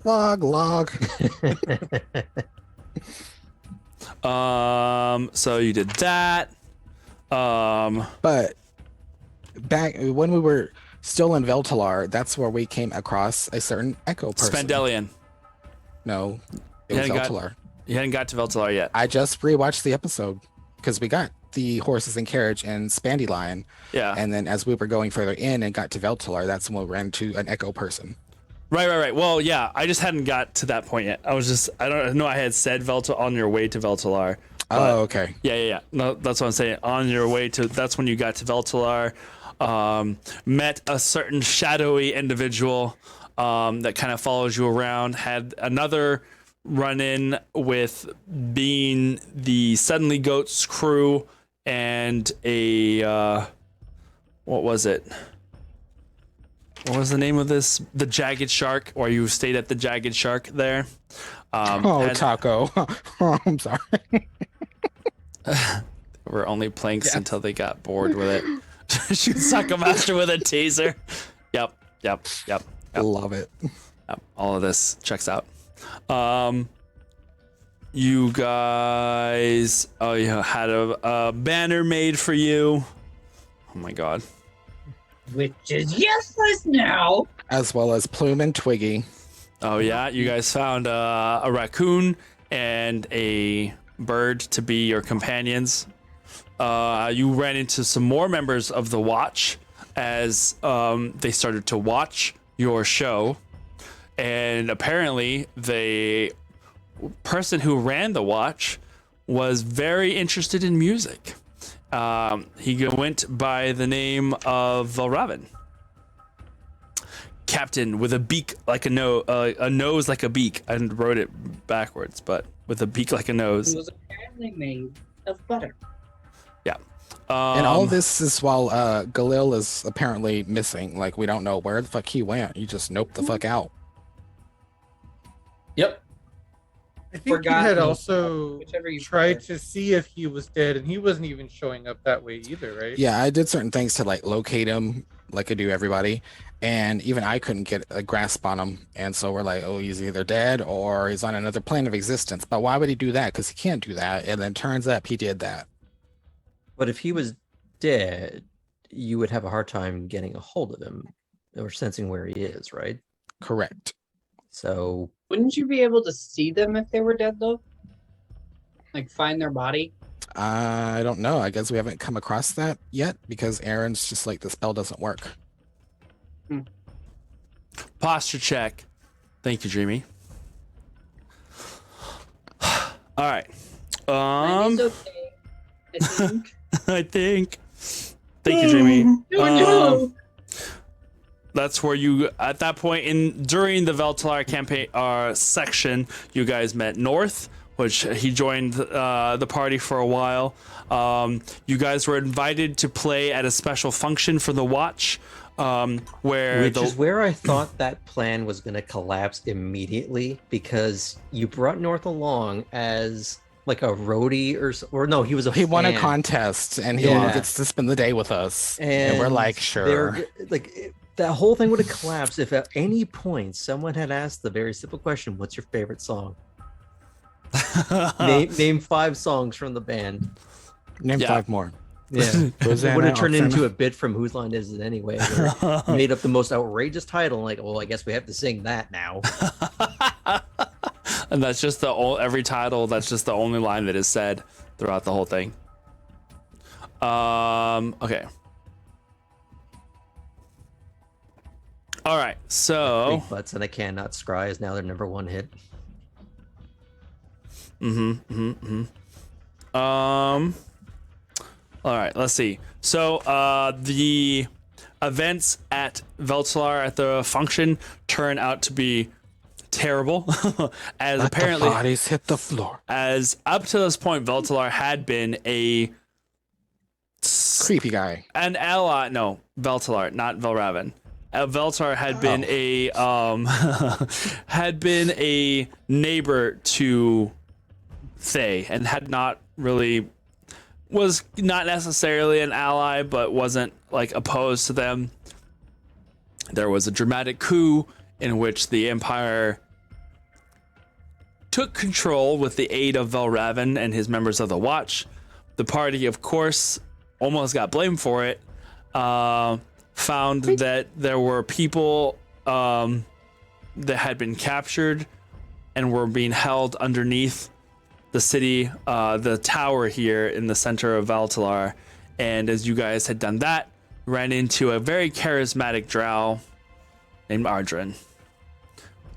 Well, the way I remember it, Boop, boop, boop. the way I remember it is that they were fighting in a courtyard with several members of the Watch and I think members of the actual city guard, Yes. because they are 2 separate entities from what I remember. Yes. And in the middle of that fight, Arjun showed up and started helping them. And then once the dust had settled, had told them there are people being held captive in the dungeon that they're trying to smuggle out to Thay for Thay science shenanigans. And please come help. They're going to die. Bad times all around. And So then we went down the depths of the dark, twisty dungeon. yeah, and there was snake monster guys from I can't remember the name of that The continent. Yankee? Monty. Yeah, Yonti. This little lovely man. Jerks. This guy. Look at That him. is not a normal Yunti. Look at him. He's just so friendly. You That can is give a so many Naga. kisses. Yunti. So many kisses. All the kisses. That's why Heko loves them. Heko, right? They're cute. adorable. Yeah, knew it. And yes, this is where Fanch came in because she was one of the captives. So the party successfully rescued most of the people. Abe. They rescued some of the people that had been captives. Defeated Velraven, who turned out to melt under Renan's intense blasts of magic, and also turned out to not be from this plane. I almost died. And you almost died. You guys were also rescued by a returned Galil. During this time, Galil had been absconded away to in the abyss, and we had our own little mini adventure of the rescuers as they had gone down to the abyss with the aid of the Sisterhood of Demos to go and retrieve you and bring you back to reality, so to speak. that new thing that was put French accidentally instead of it being fancy, that Iskra did a name redemption of it. Yeah, it was pretty brutal. We lost a lot of hostages and had to flee the city. It didn't feel like much of a victory. Rubrion Giliel's affably evil host in the abyss. Yeah. Kind of scared to look at that. Oh, that. Yeah, nah. Yeah. But you Of can't. which one of the unfortunate souls that didn't make it was Fanch's husband. Correct.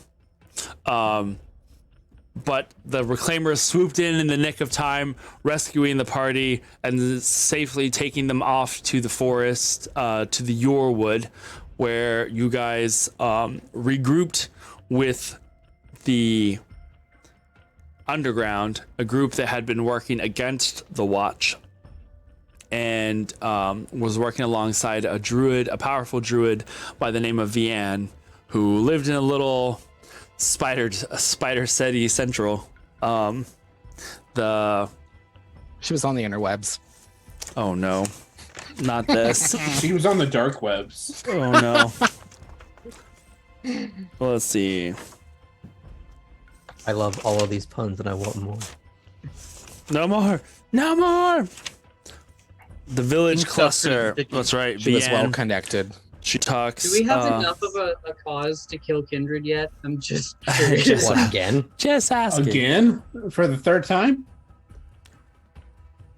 We can leave him there this time.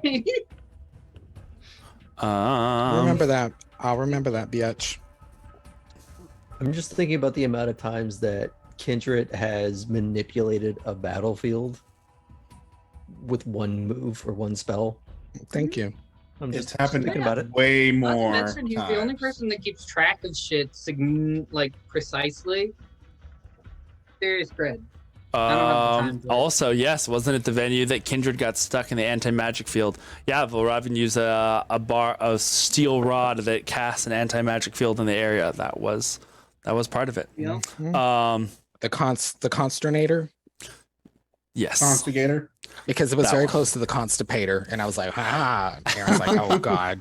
But that was also the scene where he ingratiated himself to a poor young girl who was one of the would-be victims, and he basically became like the magic sponsor. Mhm, Yeah. mhm. Yep. it's When true. we send you to a tet, give them my creds. You'll learn magic there. Yeah. Come with Auntie Kindred. I did save them, and like, that's one thing. Like, so I have to say this, Aaron, you're on the right track, because like, I did not picture Kindred to become like such the child protector that he is. Like, I didn't see that happening. And if you would have told me, I'm like, no, he doesn't like kids. But throughout this campaign, it's Yep. just happened where I've just gravitated, and I'm like one of the hardcore, like, And I've because even I in that feel like Velraven Kindred fight, I would like still gave my say- life for her. Yeah. Kindred would Okay, still that's say no. music. yeah. Kindred would still say no, I hate kids, and then immediately run headlong into I will die before this child will be hurt. Mhm. The music. Aaron does really cute kid voices. How can you not like them? Yeah. Taco says that you're basically Rosa from Brooklyn Nine-Nine with the puppy. I don't get Never saw that. Yeah, I've But- never seen it. I'm gonna go with sure. So Vaguely aware of what's being mentioned there. you're like, I kind of get it, kind of. So you guys, another big course of events changes in there in the good night, Harley Quinn. Thank you for hanging out with me, hanging out with us. Thank you for hanging out with us, and we'll see you soon. We have more to cover, and we're trying to get through it as quickly as we can. But there's a lot.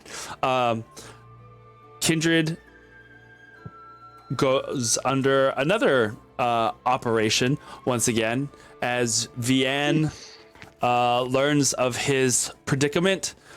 She teaches Soul a little more about the druidic ways and how a person can be reincarnated into The body yada yada. yeah. Yes. How did the words go to that ritual soul? I don't remember, but it was a version of that. Body yada yada yada yada yada. Ridiculous. Ridiculous. Well, that's So- a different spell. So during the ritual, North regains his full form, as he had also been part hobgoblin and part human. He now becomes part human, still half shadow. And Kindred, during this ritual, winds up. It's important to remember they were done on separate days. Well, yeah, but it's It still didn't like happen at the same time. no. But still, they for Kindred, he wound up having to die to get reincarnated once again into his original body, or a body similar to his original body. And thus, Vienne put him to sleep via venomous spider. And as you were reincarnated, it was then that the curse that your father Something had laid, happened. the curse that your father had laid upon you, the other half of his soul wound up getting entangled with that of Vianne's. And as she removed it from you so that you would be free, she in turn was corrupted by it. And it became necessary to take out Vianne, which Soul had to do, as he was one of the few that was capable of doing it. It was pretty bad. I Soul summoned a water fae and essentially like force water acid, I think, It down was like her the kiss throat. of death, but yeah. It was, Yeah, basically made her drown. So Yeah. Soul was pretty distraught after that. Soul was distraught. There was a lot of distraughtness going on. And if I How do we recall, unpack that just a Renan tiny got back bit? after all of that. Like, arrived as it ended. Yeah. Yeah, because he was outside the room. Taco, yeah. We had kind of flirted with the notion that Vianne and Ardrin had some kind of unfulfilled relationship. And then she died after giving him basically like her little circlet. her little toddler tiara. Yeah, that basically, I don't know if it was meant to be like a sign of leadership, but more a sign of this is meant to happen, which is more what I get from it. Yeah. And then, so Arjuna was always glad, and I think he even said it in character, that Soul was the one that pulled the trigger and put her down, because he did not have the heart to do it. As much as he stopped her, as much as he could stop her from leaving the room, he just didn't have it in him to take the final step. Yeah. So it kind of saved him that heartache.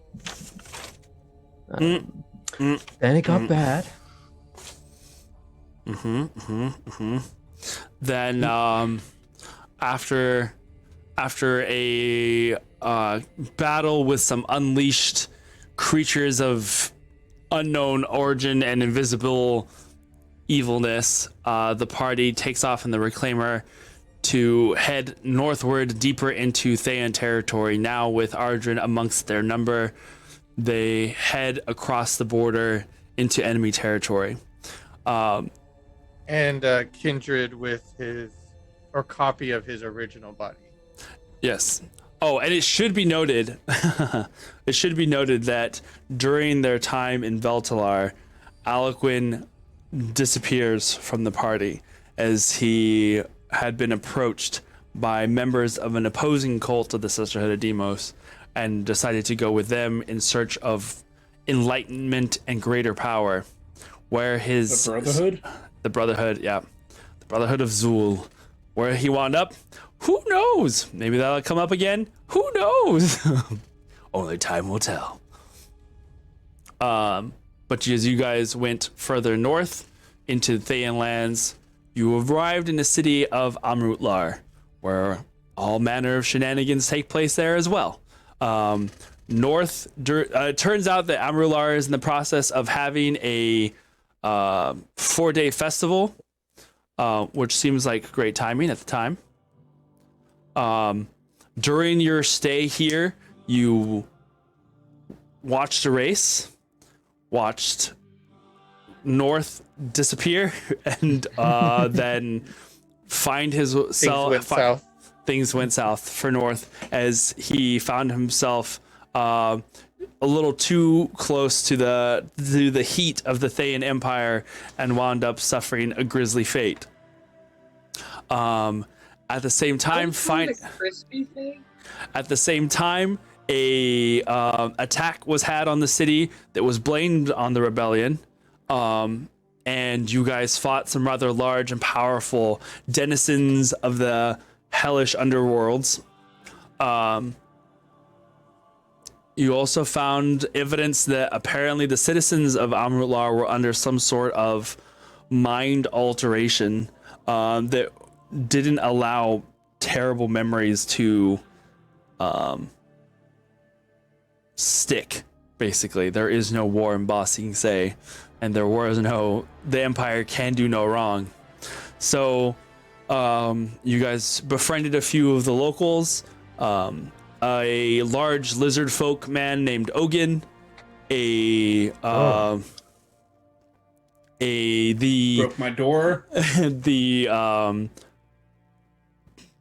body of Isidoros, a thieves guild there within the city of Amrutlar, as well as what else? Oh God, Drudos. What was his name? Drudos. Yeah. Dudros. Yeah.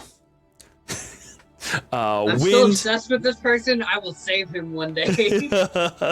Wind was a member of the body of Isidoros. You guys made some friends, and then also discovered some darker secrets as part of the Thieves Guild, or the Thieves Guild seems to have a alliance with the Empire only in as much as they are allowed to take some stuff from the people who wind up staying here in a very like Twilight Zone, Outer Limits kind of body snatcher way. You wound up going underground to see what had happened to some of these thieves, and wound up coming across a few dark underground creatures, ghouls of very nasty nature, as well as a failed lich attempt, Ennifer Cruel Lich, whose skull I still have. Who's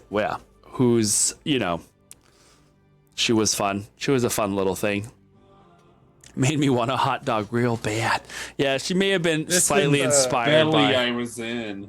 Wow. This is also when this character came into play. I'm gonna spit all over my computer. Yeah, a good time. Andrew, remember this character? Oh yeah. That was another neat little joke. Yeah, that was a good time. You guys discovered that the Lich here, actually the Circle of 8 member, Luthra Something. Luthra. Luthra, No. I believe. Yeah. Well, Lady Luthra, and then there was the other one. Luhorn. Luhorn was here to visit. Luthra was the name of the lich that is in Bitch. charge. Yeah, she is the Lich of Evocation and a member of the Circle of 8. Aledia was the other visiting. Yeah, Ilenia was the Circle of 8 member of it was Luhorn's like master. So it was Ilenia, Luhorn, and then Luthra, and then she has someone beneath her that I don't think ever came up. As well as high-ranking members of the Cult of the Dragon. Oh well, yeah, there was some members of the Cult of the Dragon here as well. One particular individual whose name is Fume. She runs into the party during one of their nights here and immediately has kind of a little bit of a tension with Sonder as they both kind of feel that something is peculiar about each other. Sexual tension. Or something. The two keep kind of like missing and of each other, and you run into each other very distantly. During your time at the Hammer, a secret laboratory of Heilich Luthera's, Fume and him have a little bit of a inner mind palace chat as they discover that they are both sides of opposing forces. You see, Sonder is a member of a monk order that serves Bahamut, and Fume serves the Cult of the Dragon. When Bahamut and Tiamat are both sworn enemies, to each other. And although not too long ago, the Cult of the Dragon had completely annihilated all of the monks of the Platinum Order, including Sonder's home and most of his friends and family that he had made there. The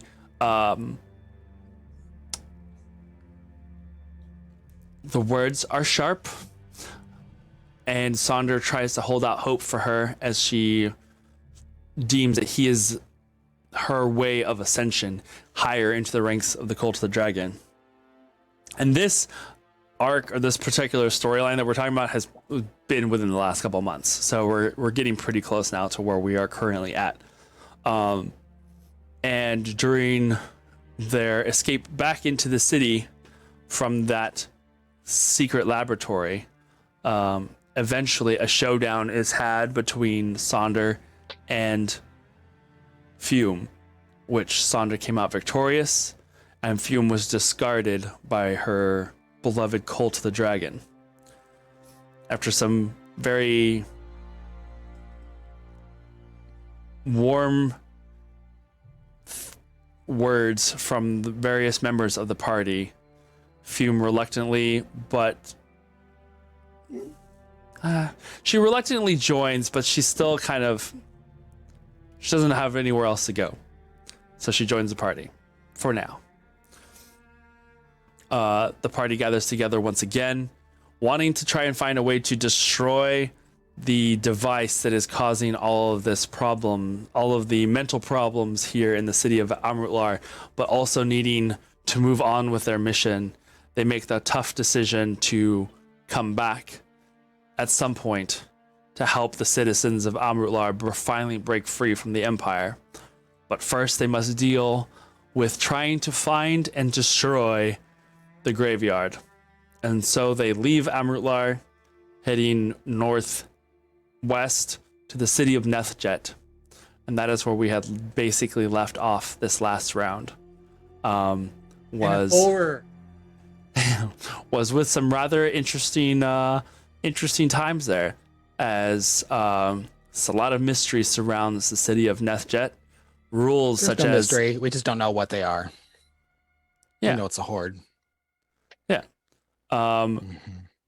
Something. Something.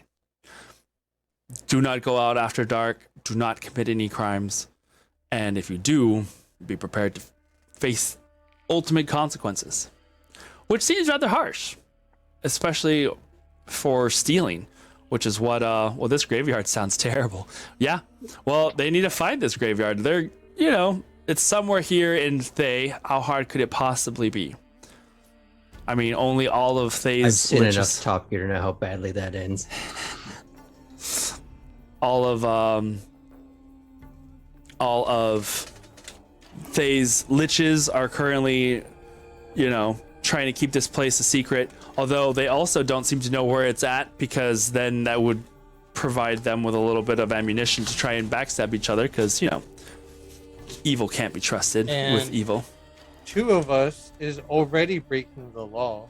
Two of us, Iskra and Fanch, currently escaped from Or their who knows their what. their the hotel where everybody was staying to try and free a captive individual who is sentenced to death for thievery and drunken brawling.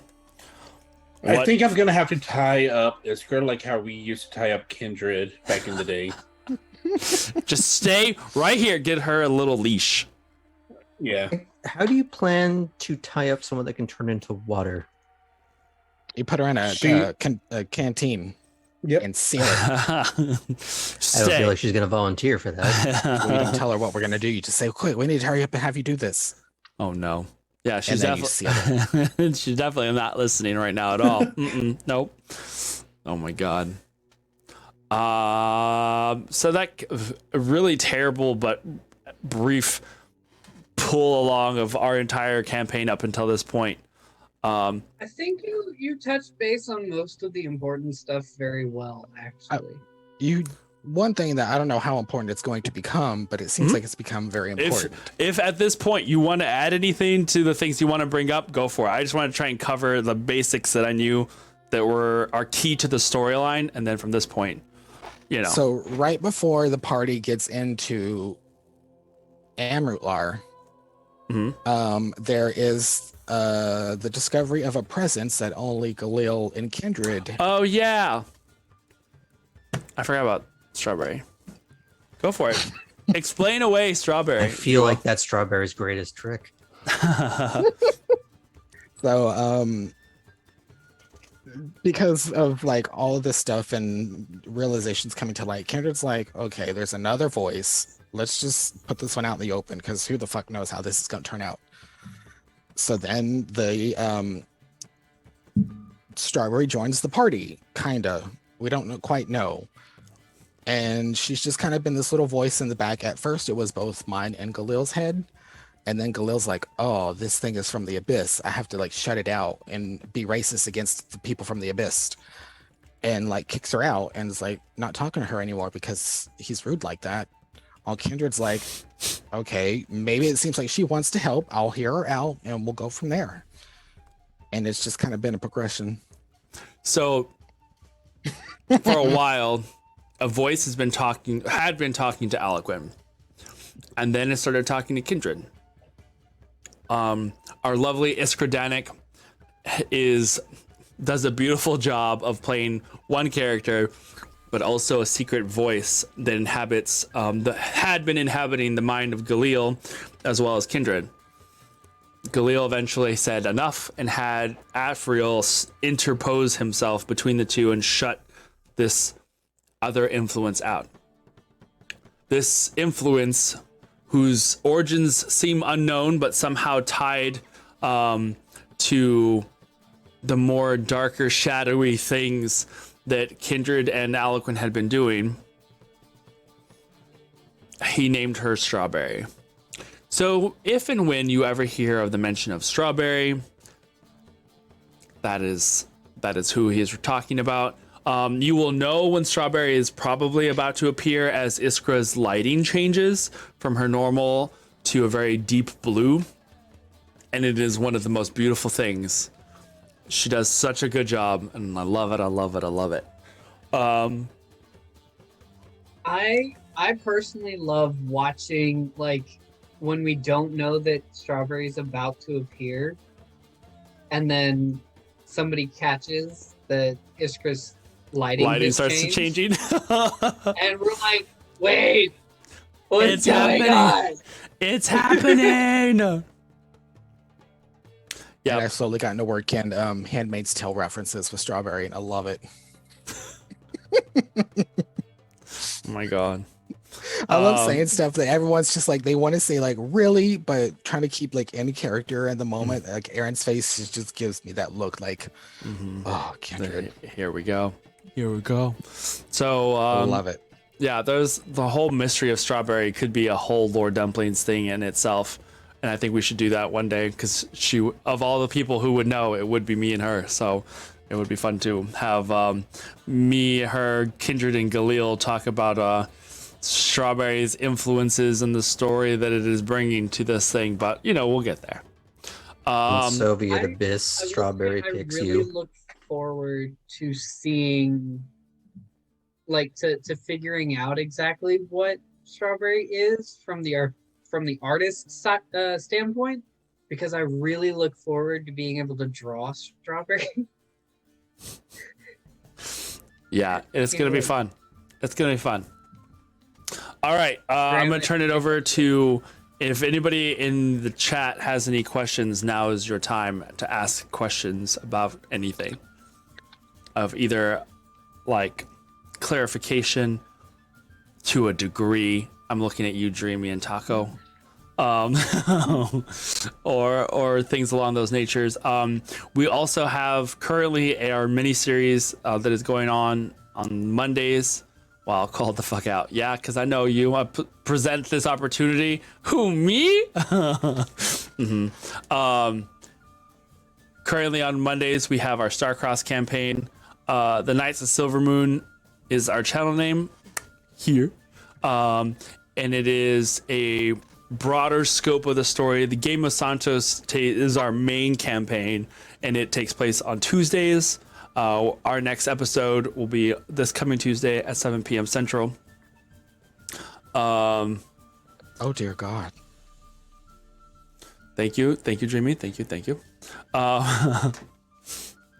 Wait, and I'm curious. What was that? Oh, strawberry. Yeah, that's the strawberry. All right. Tomorrow. Yeah, I'll get to that, Dreamy. I'll get there. That point was on point. Oh my God. Let's see. What else? So we have that on Mondays. We had a couple others. So we had the Rescuers that's on YouTube. And that's the story of how we got Galil out of the abyss. We have Barrel's Baddies, a group of individuals and a couple of knights included, go to the deep desert to undermine one of Thay's excavations, and hijinks and hilarity ensue there. I have to say my favorite interaction, other than the fact that the bromance between Zur and Maddox is my favorite thing, but Cole and his Knights handler is just a glorious interaction. Yeah, that was good. We'll dive deeper into, Fae Hunt is on there too. A group of Fae adventurers comes to the material plane, hunting down the generals of a Fae prince that has recently gone reclaiming his territory in the Fae wilds. Who knows where that could happen? I also like to say the Fae Hunt is where the seeds of Jennifer Coolidge were planted. Yeah, I think that's as true. She goes, as Granny Suja goes on her date with You hush your mouth. Yeah, that's right. You hush your mouth. I forgot about that. Yep. Good times. Good times had by most. Happening. Yeah, having some of that Medicare sex. Wow. Oh my God. I want to say something, but I know I shouldn't. Say it. Do it. Life alert and squirt. No. Granny Suja testing that arcane powered Titanum hip replacement. Oh my God. That's when Kindred broke me on stream. Yeah. Did you just say Titanum? No, titanium. Hip replacement. Oh, I have to say, like, it was so funny watching both you and Sonder like just try to keep it together. Like, I could see y'all's like laughing. Yeah. Oh, should be plenty for everybody. And then to help you find all of your stars, here's a couple of explosions. Huzzah! We should do a battle royale before we end the stream. I don't know if I have those enabled. I don't even know how to do that. Oh, okay. I don't think I figured. I haven't quite messed with it enough yet, but I will. I will get into that. I'll try and figure it out. All right. Well, if there are no further questions, You just ask us in Discord. Then. I actually do have a question. Yeah. Oh, I did it. Sorry. Oh, nice. So on the group's way to Silvery Moon, well, we did run into that other group of giants that I pretty much was like, hey, if y'all need a place to like run to, search a tet out. Did any of them ever make it to a tet or go there? Not as of yet. Okay.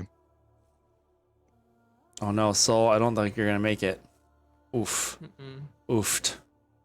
Yeah, I got destroyed too. I don't know how this works. How does this battle work? I'm watching everybody just Like, die. how did- Graham is like, oh, well, Graham was mutilating everybody. Heckian, oh no, is Heckian the last? I didn't even Alice join Hydra. it, but okay. Well, it's just in there. You were in Alexis the Nexus. Oh my god, Heckian, are you gonna be the last? Oh my god, Kindred, are you gonna be the last one to survive this battle? Oh no. Oh no. Yay. Oof. No, Oh. maybe. Oh, if he gets a candy. Ooh, piece of candy. Oh, oh, wow. Look at Oh that. my gosh. Whoa. Here, you know what? Have a bomb. Oh, I won. Yep. The power of the storm. The power of What's the storm. been your favorite mini arc or favorite kill on screen that you've gotten to do to a character? That we go across the top and then across the secondary. Oof. Like a character, like a player character? Either Or just a character that died on Most- screen that was yeah. glorious. Doesn't really matter. I mean, I haven't gotten to kill too many characters yet. I think the most characters I've killed has been on Starcross at this point. Or Fae Hunt. Fae Hunt was also pretty cool. Had a couple What of really about good hits. those? What about those two guys that were about to leave? The Oh army together yeah. in love? So back in the Silvery Moon arc, I gave a Saunders' backstory. most horrible act. Yeah. I gave a backstory to a couple of guards that were just normal guards, but then during the fight, it was just somehow it came about that they had like one of them screamed the other one's name and as he fell in battle, and then that guy got killed shortly thereafter, and they like died close together, and we played off that the story was that they were about to retire and leave. Leave Thay to make themselves a name in their new Thayan homeland, but didn't Weren't quite they pan gonna out. Weren't they lovers? Yeah, we Yeah. said that they were Yeah. lovers and they were like Yeah. just waiting until they saved up enough that way they could both leave this life together. Yep. We went on, and Aaron's like, y'all are like, really? Y'all are making me out to be like a terrible person. And we're like, Somehow we No, also Saunders the terrible blamed person, Saunders. clearly. Yeah. Cassandra For like some landed reason, the I killing don't blows. know why. Yeah. What Dreamy ass, wow, you guys fucking suck. Yeah, that's true. Yeah, that's true. That's true. Favorite moment for your character? Oh,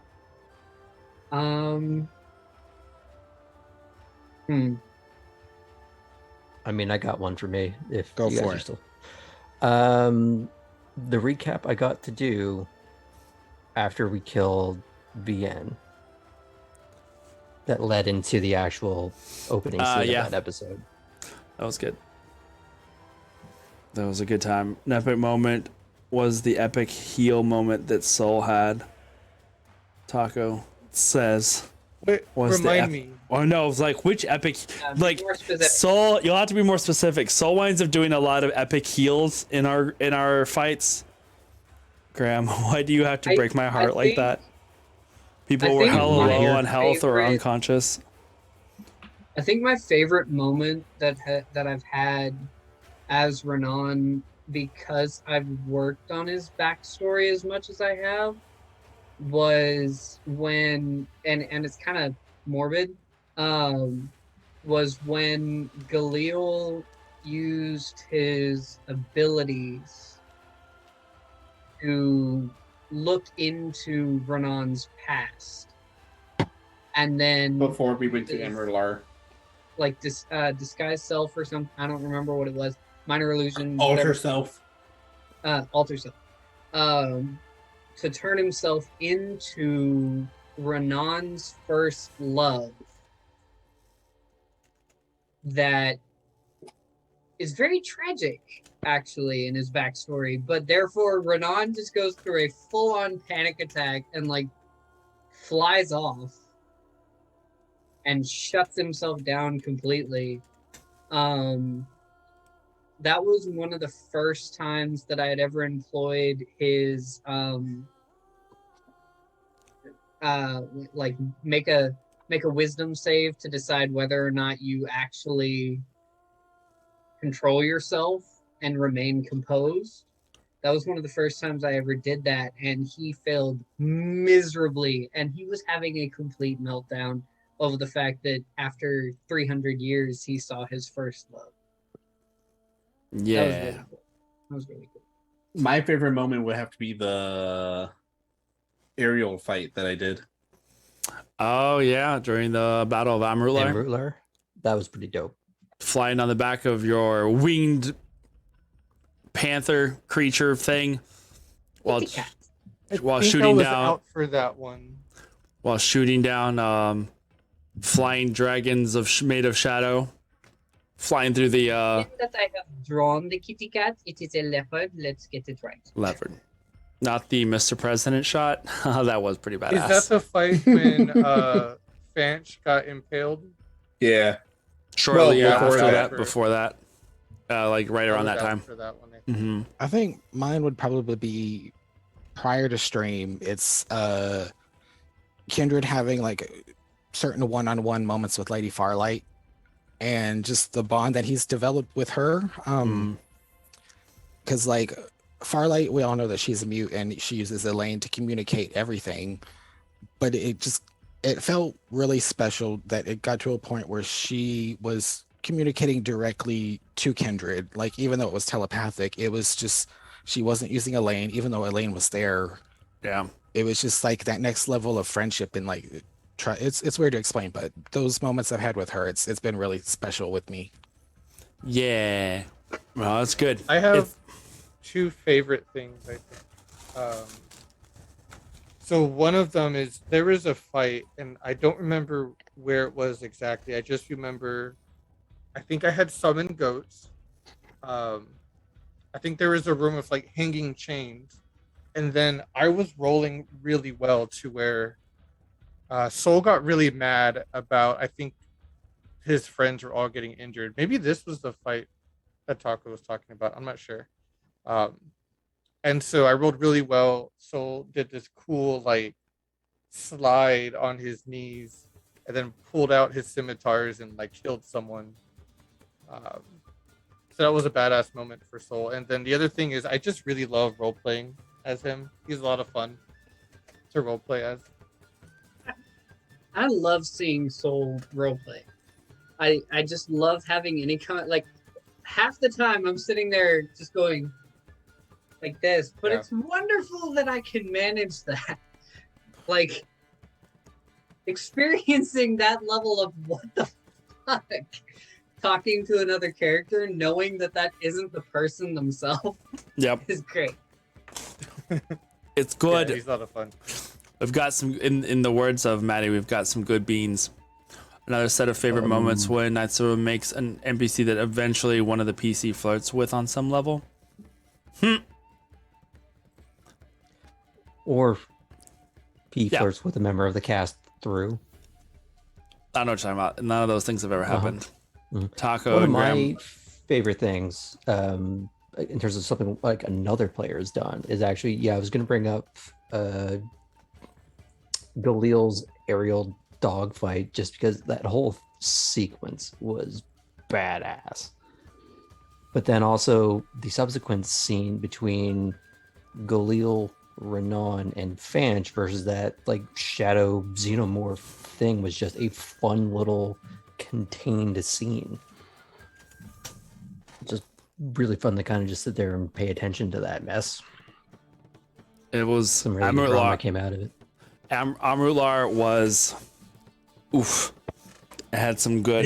It was almost another Neverwinter sequence. Yeah, it was good. It was a lot of good. Stayed there a long time.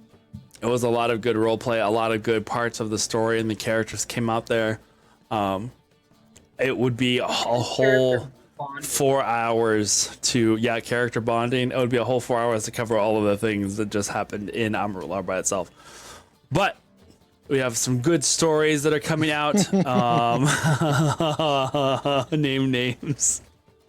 Listen, I don't know what you. I think there's I don't one know that if he you killed thought. off, so he didn't have to do the voice, and it's Nefair Krulich. I don't know what you're talking about. I was responding. Maddie said, "Listen, you all are the best as beans." That's what I was agreeing to. I mean, just the fact that I we've said never it even after heard. Hecko Gecko said, Yep. asked the question, didn't even have anything to do with what I said. I was gonna say we've never I don't even heard think- Kidron's brother speak, but he's not technically dead. He's just fridged. Oh, he's spoken Has he? in a dream. No dream. Since you've actually been streaming? Yep. It was during One of One the of the scenes where he one like of the called us dream- all to like the Crystal Lane Palace, and then he was just One of the me, dream Carp, and sequences. Kindred or Kindred's brother. I Yeah. don't think I've ever let a character die or got annoyed from a character by role playing as them. I think I've always had fun doing different voices. It's okay. He doesn't ever have to speak again. Oh no, Dreamy. Oh no. Why would you say that? Oh no. All right. Well, if there are no further questions, then we will call it a night. Don't forget to come and hang out with us tomorrow night. You brought me into this. Yeah, I know. Ooh, there was one last question, Is your Yes. and I know he's not here, but it's for Sonder. So Sonder, when he Why watches this, would you do an Australian accent? Shut up. who was better in bed, the princess or the dragon? Oh, Wow. Dragon. Wow. One last question. Why do you hate me, LV? What are you talking about? I don't hate you. Yeah. We know. I don't. Why won't I do an Australian accent? Because I don't want Hecko Gecko to come and punch me in the gut.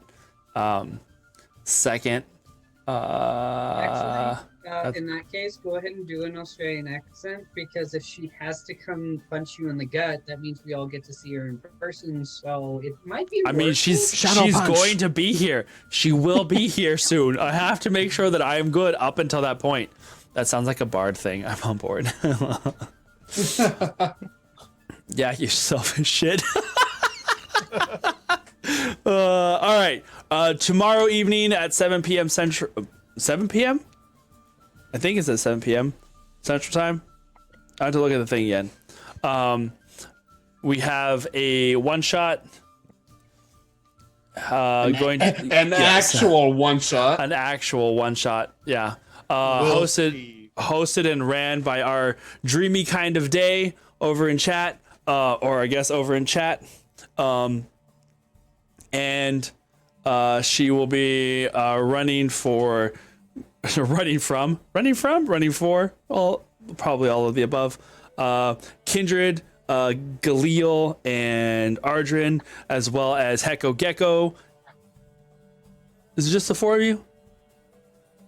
Am I missing somebody? Yeah, because Joom isn't going to be there. Okay, so Yeah, June's not for gonna be you there. four, Malzahar, Oreo, Pop-Tart, Honey Bunny and Pop Tart. Honey Bunny. Check out tomorrow's one shot. The point was not on that point. Was not on point. Where they will be playing a familiar problem, a little familiar adventure story. I'm sure that's going to be exciting. Don't forget. I can never forget Bean. And then starting coming up after that on Monday, we'll have Starcrossed as it approaches its finale with some rather intense moments. And then Tuesday will be Game of Santos. They are all familiars, Maddie. Yay! All of them will be familiars. A familiar problem is just familiars. Exploring the world. It's going to be a lot of fun. Snake in my way. You Yeah. should play the promo Curse before we mirror? cut out. Oh do the yeah, promo. I Yeah.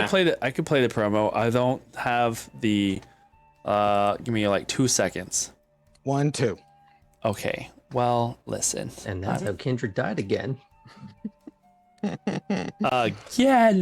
Let me see here. And there ain't no VN around this time. There's a soul. Yeah, but was he paying attention in class that day? Body, Adi, Adi. Mm-mm-mm. Adi, Adi, Adi, Adi, Adi. Adi. Adi, Adi. Body, Yeah. Adi, Adi, Adi, Adi, Adi, Adi. Adi. Body, Audie. The category is body. Looks at his hand for notes. Audie. Basement. Ladle. Yeah. Oh my god. Oh, it's already been brought in. All right. Who I you think. calling a pinhead? Oh my god. I think I have the correct thing. So we're gonna close out on the teaser for tomorrow. Don't forget, 7 p.m. We'll see you then. Over here. Grant Koski, so good to see you. Right now, as we're closing up, fuck, Kindred dies and sees VN. The fuck, bro? Oh my god, yeah, for real. Listen, Liches. let me play a familiar dude. Iskra redeemed. A random creature appears. I think he appeared. Yay! 5 bits. Alright, Thank you. everybody, roll initiative. Yep. That's great. It's fine. We're good. Yeah. So on that, I did do the posture check. Look, I stood up straight. I even bent my arms the way Mara likes me to bend my arms. I'm here. The random creature is Froggy. Wow. Yes. Okay, Beckham. Yeah. Bend it like Beckham. I gave my points. Please respond. Wait. What? You did. We did the posture check. Heck yeah. All right. Here is the promo for tomorrow's one shot. We will see you tomorrow. Be brave, stay fey, and gross glue your arms back together. Bye.